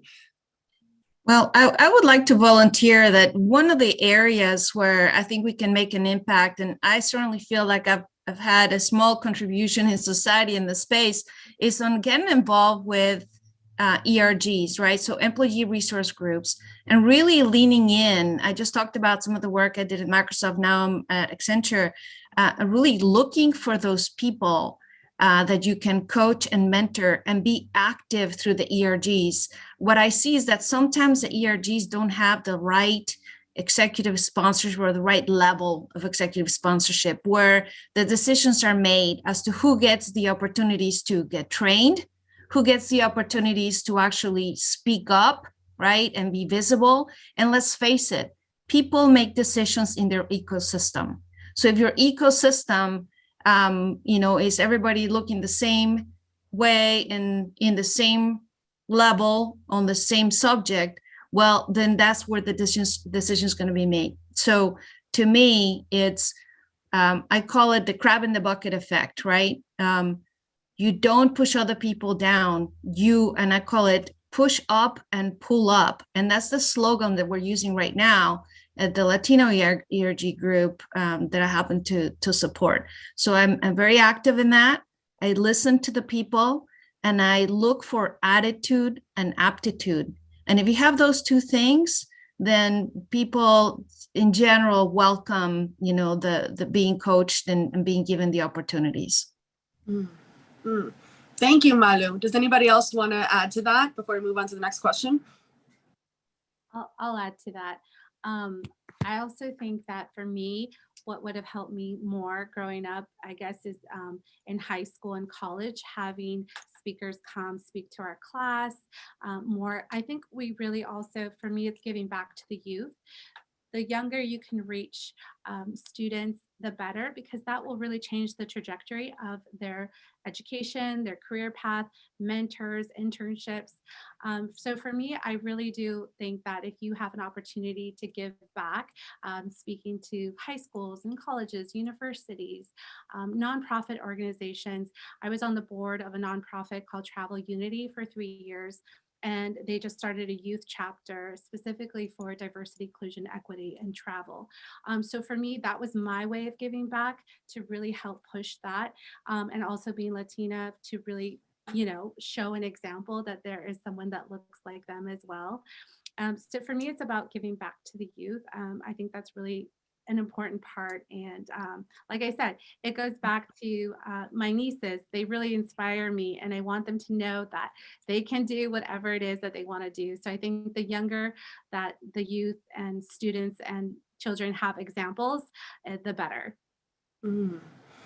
Thank you, Jeanette. I can definitely think to a few women who impacted me at a young age and continue to impact me and have definitely changed the trajectory of my life, which kind of leads me to my next question, which is, what advice would you give the younger generation, those that you are working with, to best prepare them to succeed in these industries? I do want to toss that over to someone who's been a mentor to me, actually, Christina. Well, thank you so much, Laura. Yes, I think I agree with everything that Jeanette and Malu have shared. I was actually going to add an additional note is, holding leadership accountable, right? Because at the end of the day, it comes from the top down. As much as we can say in ERGs, that we're seeing discrimination, or that we're seeing salary pay disparity, or that we're seeing, whatever's going on, it really does come down to leadership. So, having those conversations. And I love that Malu mentioned being more involved in the employee resource groups, right? But I also want to challenge and say it shouldn't just be the Latina leaders involved, right? It should be the white men coming to these ERGs. They should be joining in on the conversation, and they should care.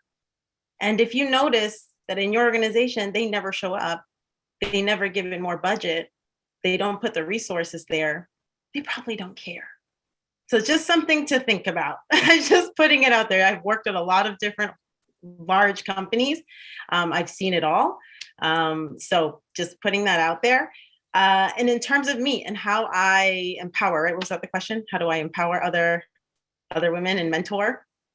I think what recommendations you can give to younger generations? Yeah, definitely. I think for me, I am a learner and a teacher, meaning when I go through an experience, whether that was, not getting the salary that maybe my male counterpart got, or, maybe being passed up for a promotion and seeing my male counterpart getting the promotion, right? These are experiences that I not only go through, but I share them. And I'm very authentic about sharing them, because I think that's something that we need to do more as women and as people, especially as leaders, is share not only our successes, but our failures, or the areas where we've had difficulty, just so other women can know we're going through it too, right? And then learning and sharing best practices, because I have learned so much throughout my own career journey and career path. And so that's actually a big reason I was so involved with Women with Purpose and providing professional development workshops and trainings for women, because I wanted to teach women things that you don't learn in the workplace, or that you don't learn at school. So things like salary negotiation, things like how to start an employee resource group if there's no DEI in your company, things like how to be civically engaged and why that's important, right? So just a lot of these topics that it doesn't have to be in a formal room. You could literally, as Jeanette mentioned, or Malu, you could see a young girl maybe that you see every day at the store and talk to her, have a conversation, right? It doesn't have to be a formal, alpha mentorship program, right? That's great. And I've mentored through alpha, and I have tons of clients that I coach and I empower throughout their journeys. But it could just be something as simple as maybe you have a little cousin who's struggling in high school, right? Take her under your wing, have a conversation with her, share, right? It doesn't have to be formal. And so that's just something I think every single woman should do for someone who's coming up and could use support, because we could all use support. And I wish I had had that as a young girl. Thank you. Thank you so much, Christina. Yes, Jeanette? Sorry, can I just add one more thing? Because that was really great. Christina said, you never know where or when you might inspire or empower another person, young adult, Latina. I'll give you one example that happened literally 3 days ago. I was in Dallas. I got an award and I gave a speech there. And that day I was getting ready. I stopped by a hair salon. The lady who did my hair was an amazing, Latina. She was doing my hair. She's like, what are you here for? I'm like, oh, I'm getting an award. She's like, oh, that's so amazing. And she's like, what do you do? I said, I work in travel, this, that. She's like, wow. She said, my best friend, she's Latina as well in Dallas. She wanted to be a flight attendant. So she tried to apply and looked at the job, but she said there was a height requirement.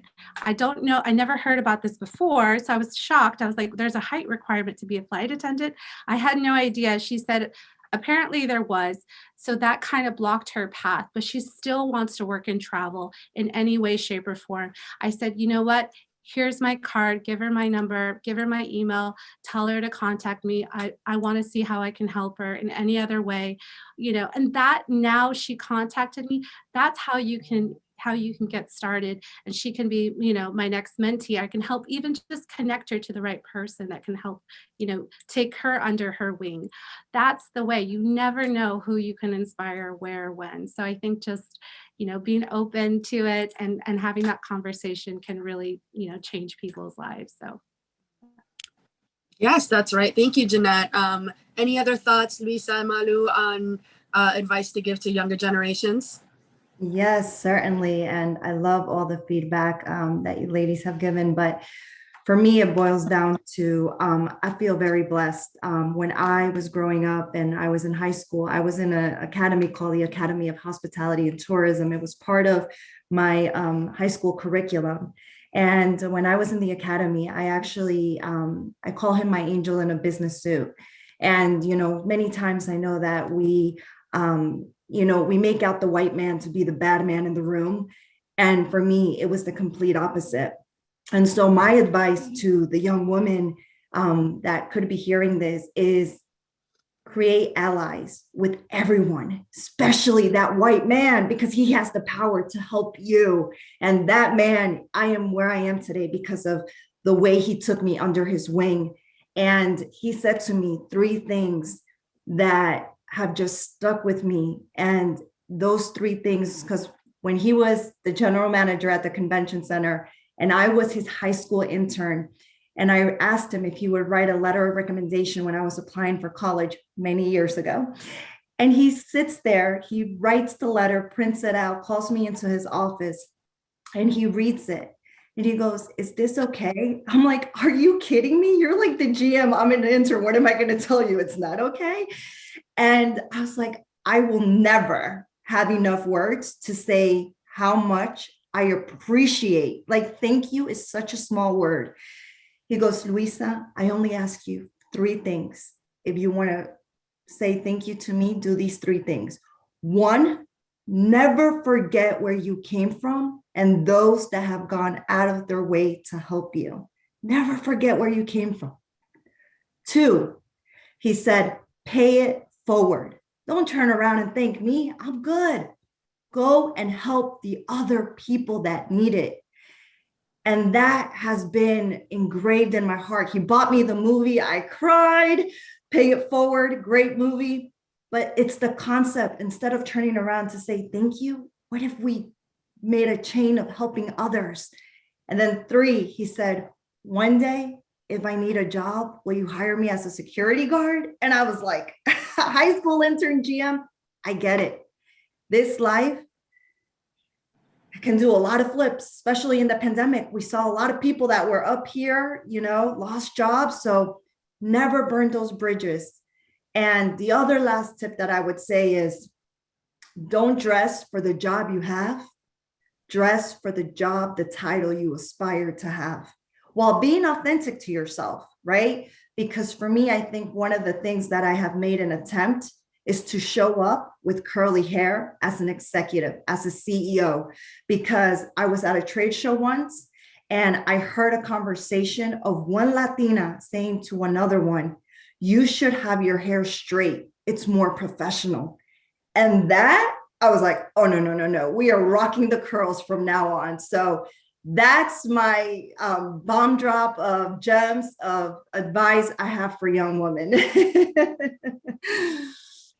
Thank you, Luisa, for that. I'd like to add to your thoughts in that in some of my experiences, the way that I've been able to progress in my career to executive levels and lead in a very, very technical set of areas, right? And always be in the forefront of technology and bringing it into these companies and implementing it, is to be stubborn, and to be stubborn about the fact that you can do it. So I've heard many a times from very senior people that I cannot do something because other people can't do something. And I am stubborn. I've actually taken people's rudeness. I remember this, the most senior engineer at AT&T. I was only 23 years old. And he literally told me, "Why do you follow me like a dog?" And you know what my answer was? Because you're the most senior, most experienced engineer of Bell Labs. And when you retire, I want your job. And he just laughed. He couldn't believe it. So be stubborn about it. And, don't take it personal, right? And the second thing is role models. Many times we think that we cannot do it because our parents think that we cannot do it. I remember, going back a couple of years, I was the vice president of strategy for an organization called SHIP, Society of Hispanic Professional Engineers. And, Boeing and Microsoft, we're all heavily involved in that. And I said, well, let's go to an event and talk to the parents. And let's see what the parents think. We did a hackathon at one of the high schools here in the Seattle area. And you'd be surprised how many parents had no expectation of their children becoming engineers. So we basically did all kinds of gaming scenarios with cryptography and computers and robots and stuff. And we pulled the parents aside. We served dinner, of course. And the kids walked away from that event with an approval from their parents, because their parents never even thought that the kids would even be invited. The plan for the kids was to go cut grass and, serve tables and be part of, blue collar community. And so doing things that break the pattern of society at large will allow the children to feel less of a pressure, right, in the home in terms of what is possible for them. And having these children look at me, look at the Boeing engineers, look at the Latino community in engineering, showing and telling their stories that they could do it just the same, to me was certainly a way in which we need to leverage those kinds of opportunities and create those opportunities, as we've been speaking about here. And be stubborn, make them stubborn. Tell them your story. Your dad, your mom might tell you can't, but guess what? You can, and I'm here for you. And, and so to me, that's a way to pay it forward as well. Thank you, Malu. That's incredibly powerful. Thank you so much. I want to give you all one last question as we roll into our new panel, which is going to be on being well. Very exciting. Stay posted.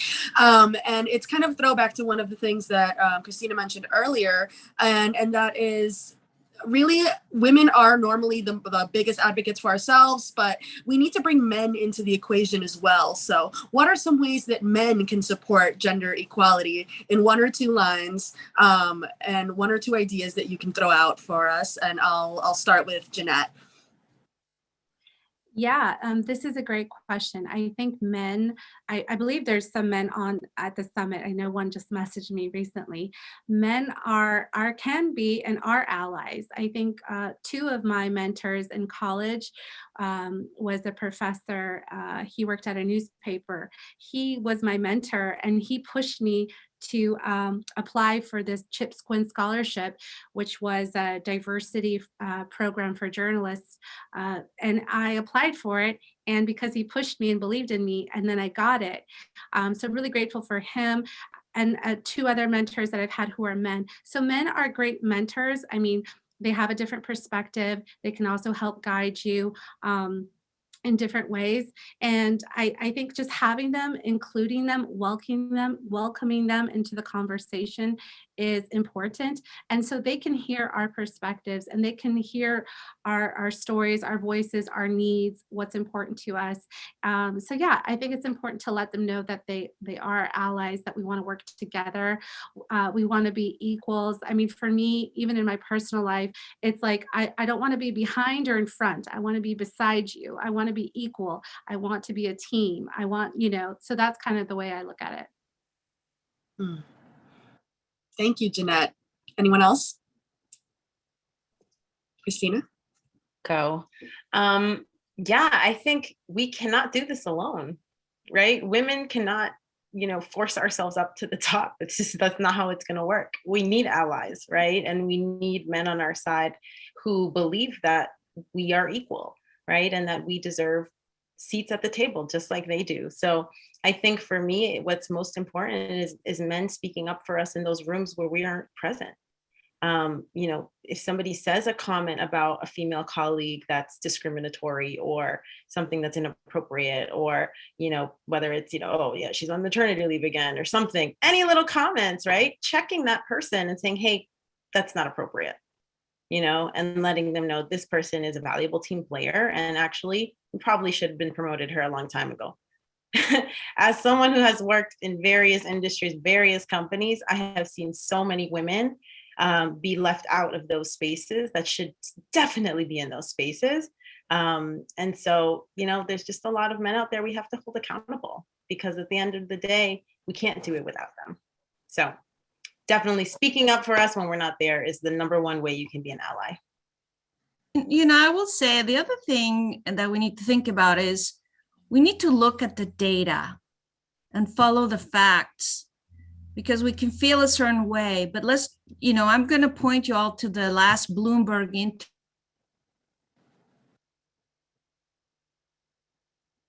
interview where they spoke about a survey that was done by a competing consulting company from the one I work for. And it was laughable what was found, right? So over 80% of the Russell 3000 board of directors are white male. So this is a fact. Less than 1% are Latinos. It's another fact. 30% of the directors in this board of directors were believed that there is a lack of talent in the Latino community at large to hold board seats. That's a perception, right? That's a belief. That's not a fact. Of course, like we talked about, decisions are made in ecosystem. What ecosystem did you interview? So look at the facts and present them. And so please look for that interview. And that's a way in which we can circulate and support organizations like this that are really, going out of their way to talk about what they call, you love this term, the Latino free zones, right? So boards are considered Latino free zones. So let's talk about how we can make them Latino zones.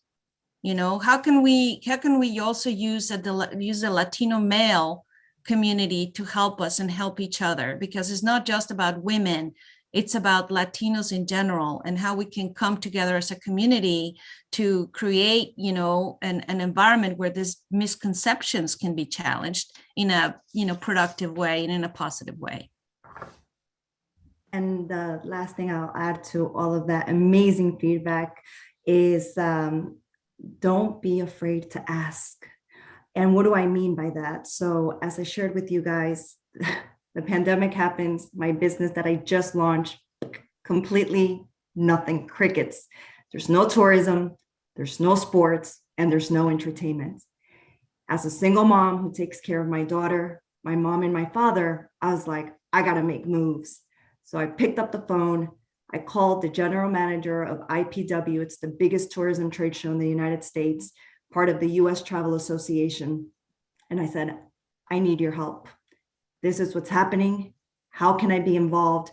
How can I get to IPW? He says, I have one better.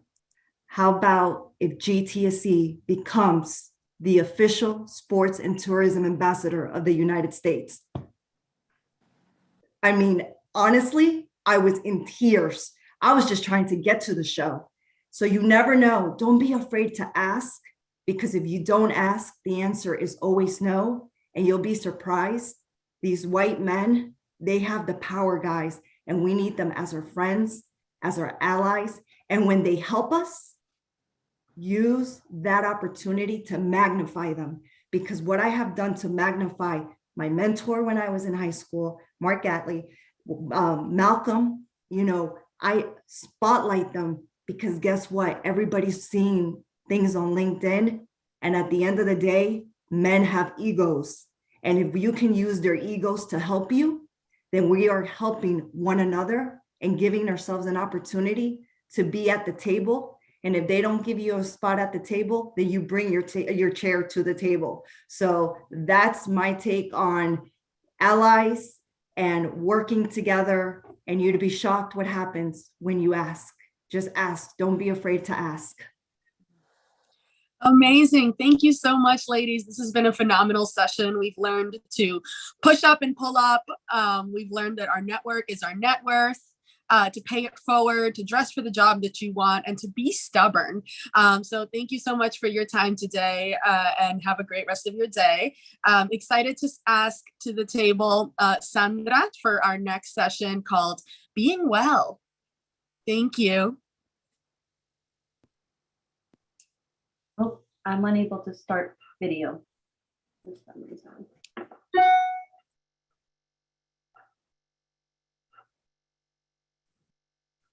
Okay. Yeah. Not sure what is. All right, try now, ladies. All right. Can you guys? Okay. All right. All right. So this next segment, I'm going to push right through, even though there's a bunch of points I wanted to touch on, but we are talking about being well. So now we want to shift into, we talked a lot of this, all these ambitious things that we're going to do, right?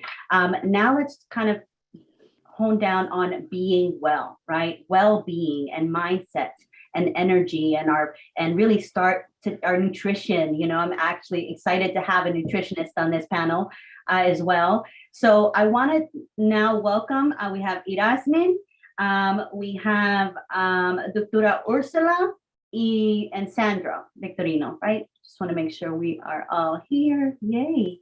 Wonderful. All right, ladies. So I want to jump right into some mindset stuff, right? Especially as we are so inundated in this world, and plus we've had COVID, right? What are some non-negotiables? We'd love to hear from each of you. What are a little bit of background on you, and then what are some non-negotiable when it comes to self-care practices? We'll start with you, Dr. Ursula. Of course. Hi, everyone. I'm so happy to be here, and thank you for inviting me. Well, a little bit of background about me. I am from Costa Rica, but I graduated from the University of Massachusetts at Amherst. And right now I'm working a little bit in everything. But yeah, so one of the non-negotiables about our health, I think that sometimes in this fast-paced world, we tend to leave ourselves as our last priority, right? Because we have so many things to do. And I think it's so important to be like, okay, wait a minute. If we are not well, if we don't take care of our health, we're not going to be able to help others, to work, like doing so many things that we want to do. But if we don't put ourselves first, we're not going to be able to do all of that. So for me is putting exercise, even if it's 20-minute walk, something like that, right? Just to move our body and be grateful that we can do that is going to help us to reduce our stress, to be more focused, and so many other benefits, right? And for me also, non-negotiables are to practice meditation, to be in the present moment, right? And also, I'm gonna say 3. The third one is trying to eat healthy at all, right? But also finding balance, right? Not being very strict and not being like right? The other end is just finding the balance so you can take care of your health, but also enjoying those foods that make you feel better, right? So that's on my end. I love that. And I definitely want to dive into the food because I know that is a critical component of just being healthy overall. Yeah. Erasmin, I'd love to hear from you just a little bit about what you do, if you could share with us, and then maybe talk about some of the disparities within the communities of color when it comes to self-care and mindset. Absolutely. So, hi everyone, I'm Erasmin Lopez, and I'm super, super excited to be here so far. I mean, the summit has been so inspiring, and I think someone said it before, I have been taking notes and notes and notes. So a little bit of me, I'm originally from Venezuela, and my background is actually in cross-cultural brand strategy. I've been working during the last 20 years, pretty much helping brands increase multicultural competence. And just to connect it to the being well topic, what I will say is that, you know, for a very, very long time, I was just focused on working, as many of us. And it took me to a point where I was completely burned out, and it affected my health. And at that point, I kind of I stopped, I took a step back, and I realized, okay, what am I doing? And I had to do what Dr. Ursula just said. I have to put myself first if I want to achieve any of the goals that I want to achieve, and if I want to take care of the people around me. Because as Latinas, that's what we do. We take care of a lot of people around ourselves. So while doing that, then I started studying nutrition and health coaching, and I became very passionate about addressing health disparities among communities of color. And I was lucky enough to be able to merge my experience in cross-cultural marketing with this passion for addressing health disparities. So during the last 10 years, I focused my career just on healthcare, wellness, and pharma marketing, helping organizations pretty much on the one hand, develop culturally relevant communications, and then on the other hand, step up to address health equity. When we are thinking on disparities among communities of colors, this is a very, very long conversation, but we always need to go back to the social determinants of health. And I'm sure, a lot of people here in this summit are aware of those. And when we're thinking about the social determinants of health and women of colors, it's pretty much the whole spectrum. I mean, it's everything from the wage gaps that you guys have been mentioning and how that has an impact on healthcare access to actually healthcare on itself. There are so many preventable diseases that right now, many women, because they don't have enough access to healthcare, are not being able to prevent them. And even those that do have healthcare access, then at the end of the day, they end up being or misdiagnosed or mistreated. So that's part of the equation. And then you keep kind of like digging into that. And again, it's a very long conversation, but you are going to be talking about how culture can become a barrier when you're thinking about healthcare access, how language can become a barrier when you're thinking about healthcare access, and so on. So again, I'm more than happy to extend a little bit more on that or expand, but there's so many aspects that we need to be working on together.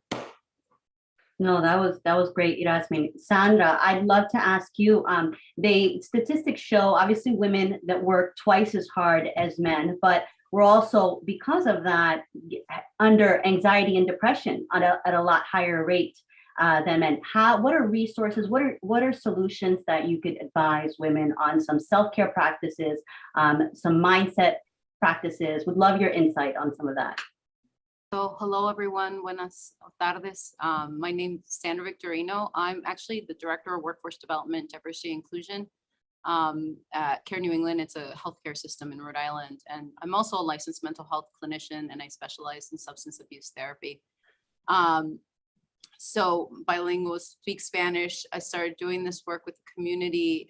The reason I went into systems was because I saw so many of the social health disparities that were happening within pay gaps and all of that work. And as I've transitioned from being clinical and in contact with the community every single day to doing more systems work, one of the things that I notice is that as we go up and we kind of increase in our positions, the more sometimes we become less self-aware of our needs, and the more we become involved with being that professional that we've strived to be.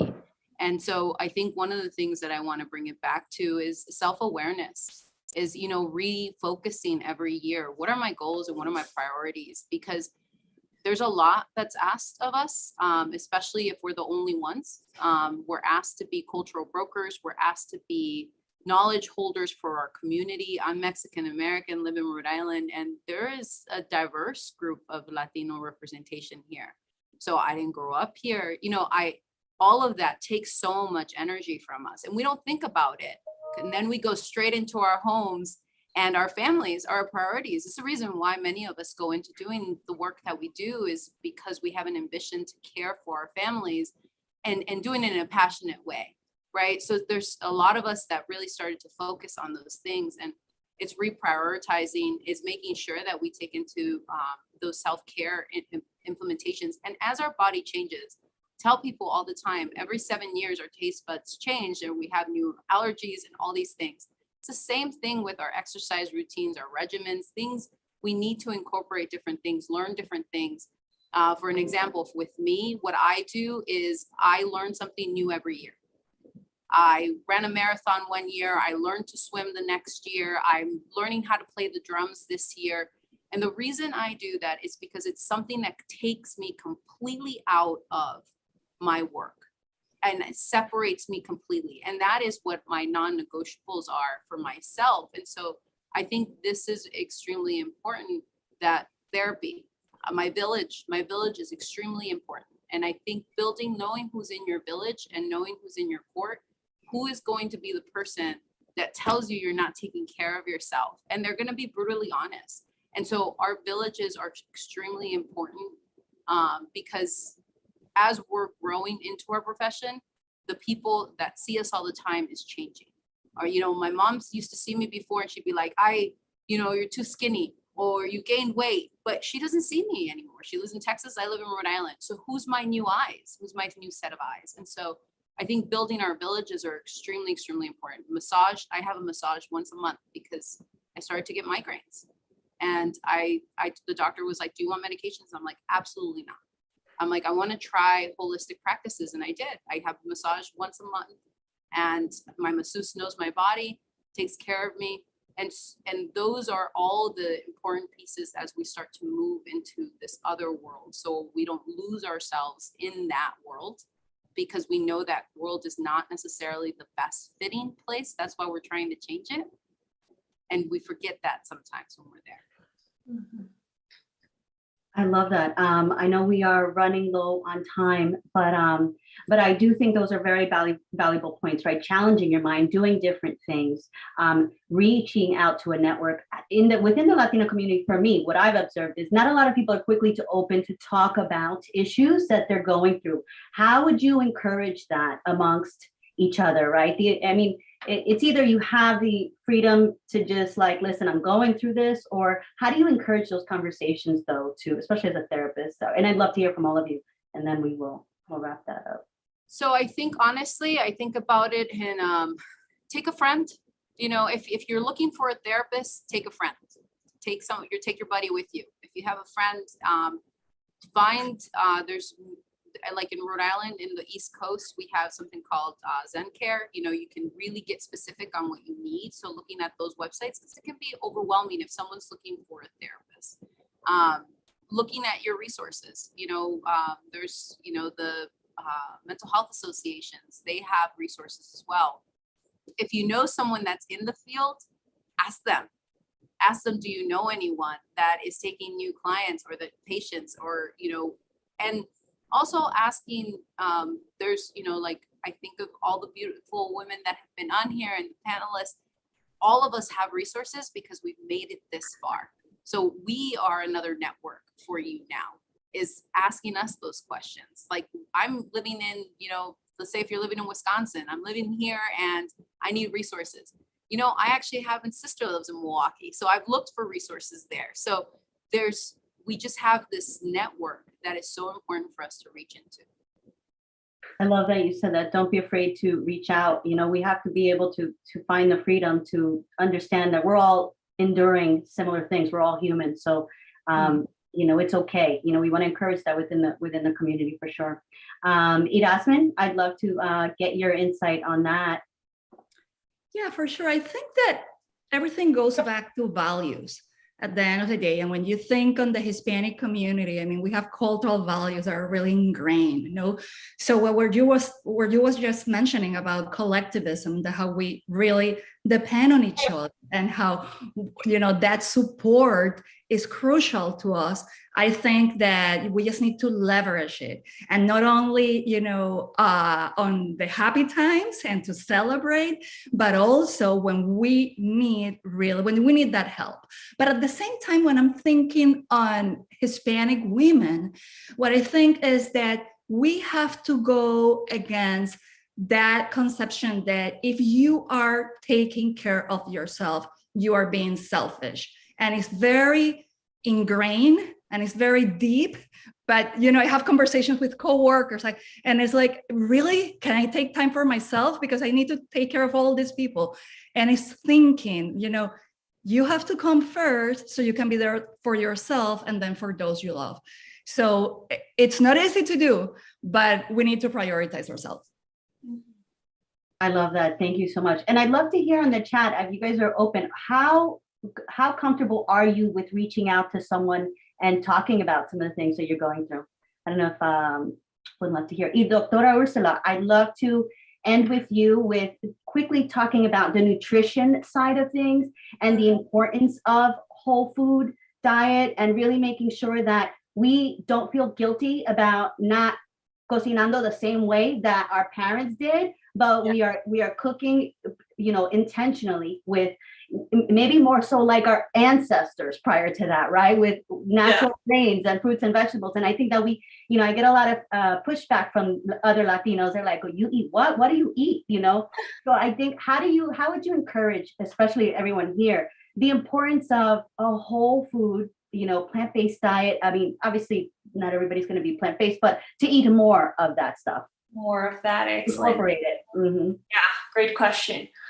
Well, it's when we are in this world of being very stressed, I think that, as we're talking about, we leave ourselves as our last priority, but also we're like, okay, food, I just need to eat something, right? And we are not mindful of what we are eating.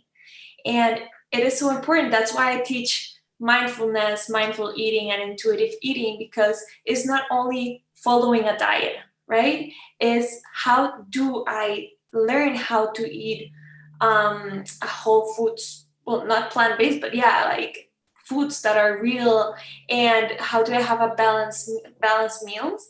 But at the same time, how do I learn to eat without something telling me what to eat? I don't know so it's not following a diet, but it's being mindful. Okay, how am I hungry? If I'm not hungry, why am I eating? Because there's a lot of emotional eating around when we are stressed or when we are not taking care of ourselves, right? So it's very important first to know our real hunger or biological hunger, and then compare it to when we're having this emotional hunger going on. And when we're saying, okay, why am I eating? Am I really hungry, or am I feeling something else? And when we start figuring out, it's like, oh, actually, I haven't slept very well. I have a lot of work, and I'm eating a bag of chips every night because of that. So what can I do differently, right? And on the part of eating a whole foods eating pattern, I think it's very important to first figure out what we're eating and taking little steps to follow to eat more healthy, right? Let's say you're having a sugar breakfast, a sugary cereal for breakfast, and okay, so how can I make it better, right? What else can I eat that may feel better in my body? right? And it's always the little steps that are going to help you in the long run. When we start looking for, I don't know, like easy steps or something that is going to bring us to the end very fast, very quickly, and very easy, that's not going to take us anywhere, right? So it's very important to just have little improvements every day, and to be mindful of what we're eating, how we are eating, where are we eating, if we are fully present in the moment when we are eating, because when we're distracted, we tend to eat more, we tend to have gastrointestinal distress. There's so many so many factors that affect when we are eating mindlessly. So I think that is very important, just to know what we're eating and how can we improve it. I love it. Thank you, ladies, so much for this panel. Being well, guys, we got to eat food. We got to put the right things into our mindsets. We have to push forward. We have to train our mind with different things by doing different things. Don't just, consistently do the same thing and expect things to change, right? So mindset, eat well, be well. I hope you guys enjoyed this session. Ileana, I'm going to pass it over to you, and Claudia. I thank you again, ladies. Thank you. Thank you. Thank you. Claudia, how are you? Thank you so much for being with us today. I'm so excited about having at least a couple of minutes to be able to speak with you and for you to share with us, how do we build legacy? You've definitely built a legacy yourself and have helped other women to build their legacy. And through Hispanic Star, you've constantly been sharing a lot of information and incredible data to create awareness about all the issues that Latinas and Latinos in general, like we face, because I think that's the first step to be able to then move to change. So I would love to hear a little bit more about those efforts and how should we be focused to help bridge those gaps for all of us to build our legacy and move forward. Well, first of all, thank you so very much for having me. It's a pleasure to see you. And there's no opportunity that I wouldn't take to make sure that we can address and we can understand and be aware of our own power. Because I think that a lot of what's happening in our community in America, this beautiful community of 62 million people, probably given the census recounting, it's going to be closer to 65 million people, or closer to 20% of the population, is that most of us have no idea of how powerful we are, how strong we are, how many we are, how young we are, how much America depends on us, how much we have contributed to the country. We don't know how much, like every industry in the country, really their growth depends on us. So there's no way that a company can hire or sell without us. There's no way that a politician can win any election without us. And the problem is we just don't know. 77% of our community doesn't know the basics. And I want to invite everybody to think of your own company or household. What would happen if 77% of your company wouldn't know what they're doing? Or how are they part of a bigger puzzle? It would be really a disaster. So I think that in order for us to build our legacy, we have to start by understanding how powerful, like who we are and what do we bring to the table, so that you can start actually looking at a piece of awareness and a piece of education that is vital for us to actually exercise our own power. And I think that what we're doing with Hispanic Star is trying to do three things. The first one is to unify Latinos, this incredible group, very different, absolutely not a monolithic group, unify us in shared dream.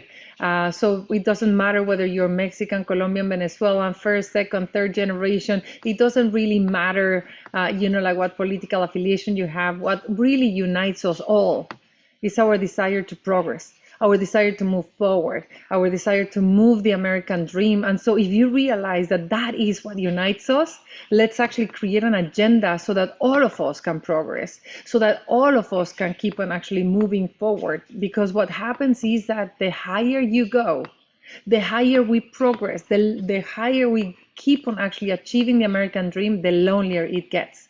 So we have to make sure that we understand that it is of self-interest. It is not a shalala, like we're all the world movement here. It's all about self-interest for us to get the access code and share the access code and open the door for each other, so that we're pushed away with not so much ease as we have now, so that we buy from each other, so that we can sponsor each other, support each other, make business with each other. Only that would be a $1.9 trillion economy size. So I think that the legacy that you have to build, all of us, it's a joint one, because we have been tasked with finishing the job. We're that transition generation. The hard work for our community is done, Ilana. It's been done by our parents, our ancestors that really got the hard work of actually working 2-3 jobs, coming with bleeding hands, so that we can be the first generation that goes to college, so that we can be the first generation that has that opportunity. So our job is to finish the job. So I think that the legacy that all of us can do is just go and cross the finishing line, so that every Latino moving forward, every Latino in the next generation can be seen, heard, and valued, so that all of us move the needle from invisible to visible, negative to positive, and takers to makers. And we can do it. I love everything that you've said, and I think that shows in a lot of the work that you've been doing, and the team at Hispanic Star has been doing, not only individually with individual Latinos, but also with companies and with different instances that can also help support and be a part of that support group. And one of the data that always fascinates me is that Latinas create 6 times faster businesses faster than any other group in the US, and especially I think we've seen that in the last couple of years. But I still hear that access to capital and being able to get that then becomes sort of a barrier to, I started my business, but then I can't grow, I can't keep, making it what I dreamed for, no matter how much I try to look for that support. Any thoughts, any recommendations on what can be done in that area? I mean, that's our agenda point number 1, 2, and 3. And I think that it should be our agenda, the agenda of progress, the agenda of upward mobility for Latinos. How do we make that agenda forward? And how do we push it forward? Because what is a tragedy, I would say, is that we're 19, almost 20% of the population, but only 1% in senior positions in corporate America, only 1% of venture capital funds coming to our community. We're 75% of our community, which is really large. 75% of 62 million people are working. So we are really large when we start really young and we end really late. And most of us are entrepreneurs. And whether, we have small businesses, Latinas create small businesses faster than any other group in America, as you said, but we don't scale. We remain in 2 to 3 employees because literally we're doing that alone. We're doing that without the accompanying, we're doing that without financial literacy accompanying us. We're doing that without family and friends seed and pre-seed for the businesses that we invent. We don't have the networks to get actually going, which basically is proven represents 40% of the growth of entrepreneurs, the people that you know, and how can you actually be connected. So we have a huge amount of gaps that are happening. But even with those gaps, even with corporations being absolutely asleep when it comes to actually targeting us and becoming our banking friends, our tech friends, so that we can grow and continue doing that. Even that, we are already the 3rd largest, fastest growing economy in the world, let alone in America. So imagine, just let me explain that and put that into perspective. After China and India, the 3rd largest, fastest growing economy in the world is Latinos. So we have 12%, we're responsible for 12% of the GDP of America today. And that 12%, which is massive, by the way, is growing 7% faster than China. So it would be really a huge opportunity for anyone to invest in Latinos, because we will become the largest companies in the world. We will become the next generation of billionaires. And so we just need to realize that we're advancing despite the lack of support that we have, not because of the support we have. So the opportunity is massive, but we have to address it immediately. And I think that it is a time for us to start investing big time in Latinas, because Latinas were the minority within the minority, the gap among the gap. So if Latinos are really bad, Latinas are tripled underrepresented, mispaid. We're the least paid group in the entire country. We're the least invested group in the entire country. And I think that it is time. We already know what the recommendation should be for corporations and for government, for policies. So it's time to actually elevate the issue, making sure that all of us are pushing forward in the agenda for Latinas so that we can have the access to capital, the access to opportunities, the access to education that we deserve. And I know that you every year have a bold goal. Well, you have a lot of bold goals, but what's on your plate for this year? Where is the focus? Where's the legacy? I do think that a lot of the work that we're doing is aggregating, creating that collective, if you want, that ecosystem that allows for all of us to find a place of engagement and mobilize our agenda together. So I think that for us, I think that the work that we can be doing is one of unifying everybody so that, like you can network with each other, we can create community, we can train people to move from the scarcity mentality to the abundance mentality, so that every time that someone pulls you up, you pull someone with you, so that we can have that mentality of actually just like connecting as a network, but also really making networks of support that are intentional about advancing our own agendas. I think that what I would love to see is some of those tools that we have created really grow. For example, we have the Hispanic Promise, which is a corporate pledge to hire, promote, retain, and celebrate Latinos in the workplace. Now is signed by 280 companies, is backed by 30 Latino organizations, really becoming the only corporate tool for America to actually advance Latinos and create inclusive environments. And I would like to add teeth into that. I would like to add, like meat into it, so that we can say, like, you made a promise to Latinos as corporations, so we would like to offer a platform of action so that we can create 1 million jobs in the next 10 years, so that we can have a fund like the Hispanic Star Fund, so that we can inject $1 billion for, for Latino organizations in the next 10 years. So I think that using our marketing and packaging power in a way, what I would like to see is more funding so that we can create more venture funds, like more capital going to Latinos, or we can actually elevate those, creating more conversations with corporate America and making it really simple to have a narrative that is joint. So my dream this year would be that Hispanic Heritage Month becomes a place in which we not only sing from the same song sheet, all of us, but sing from the same song sheet together, so that we can really shake the country, so that we can really break through the noise in the country. So we're creating tools, toolkits as a fact, so that everybody feels equipped to really go with confidence and activate Hispanic Heritage Month as a one opportunity. Not the only one, is not the only thing that we have, but it is one opportunity that it is out there for us to join forces and start talking about the same thing, mobilizing our businesses, mobilizing corporations, so that it can become meaning, like Pride meets Halloween. Yeah, and I know that I already have my kit, so definitely going to activate it in Hispanic Heritage Month. And just as a last question before we leave, what is your recommendation for Gen Zs, who are a generation that are clearly pushing? Not that all the others are not, but I can definitely see it in my kids that wow, they're coming up with a lot of energy and a lot of drive.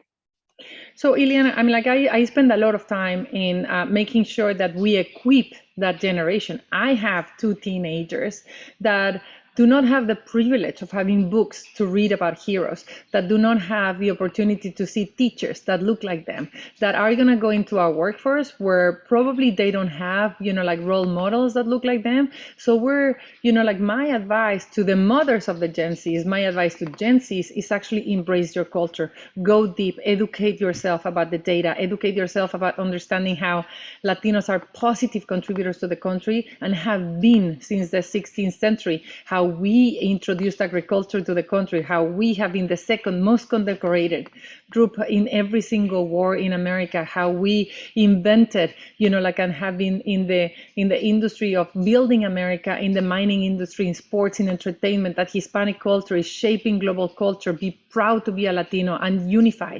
because there's a special place in heaven, I would say, my grandmother would say, for Latinos, for women that support each other, particularly for the Latino community. So embrace yourself, get yourself educated, and become a factivist, because the facts are with us and we just need everybody to know about them. Thank you. Thank you so, so much. Any final words before we move on to the end of this program? It is fantastic that you're having this summit. I want to thank you. I want to thank you for not only inviting me, but to have this conversation, the conversations that we need to have. I was admiring your previous panel on health and mental health and breaking up the taboos that we have about our community. I think that we have really 4 fundamental issues that we have to deal with: better health, better education, better gender, and better gender equality, and better jobs, and all of them under the agenda of progress for Latinos. So the more the platforms that we have, the more that we can actually just like get into the understanding that we just need to know more so that we can access more, so that we can be united. I think that the better. So this is an invitation for all of you to be optimistic, to be actually not optimistic, possibilistic, because it's possible. It's possible for our generation to see the change happen, so that for good, Latinos are going to be not only seen, heard, and valued, but really get an equal opportunity for all of us. So show up. Every time someone calls you for an event, every time someone calls you a Latino, show up and be there. Be part of the change that is happening in our generation. Show up to Hispanic Heritage Month activation. Show up to events that you can host, to narratives that you can build, mobilize something, take one action, mentor someone, ask someone to mentor you, take action, and actually be proud to be Latino, because this is our time. Thank you. Thank you so much, Claudia, for being here with us and for showing up and for inspiring us to continue to, join this movement all of together. And good luck with everything in Hispanic Star and everything else that you're doing. Thank you so much. Sandra, Laura, my friends, this has been like a wow roller coaster, 3 hours almost of great conversations, of great panels. I don't know, how do you guys feel? Thank you, everybody that has been here. I can see the chat just going on and on and on with a lot of great comments. Any final remarks from both of you? Go ahead, Laura.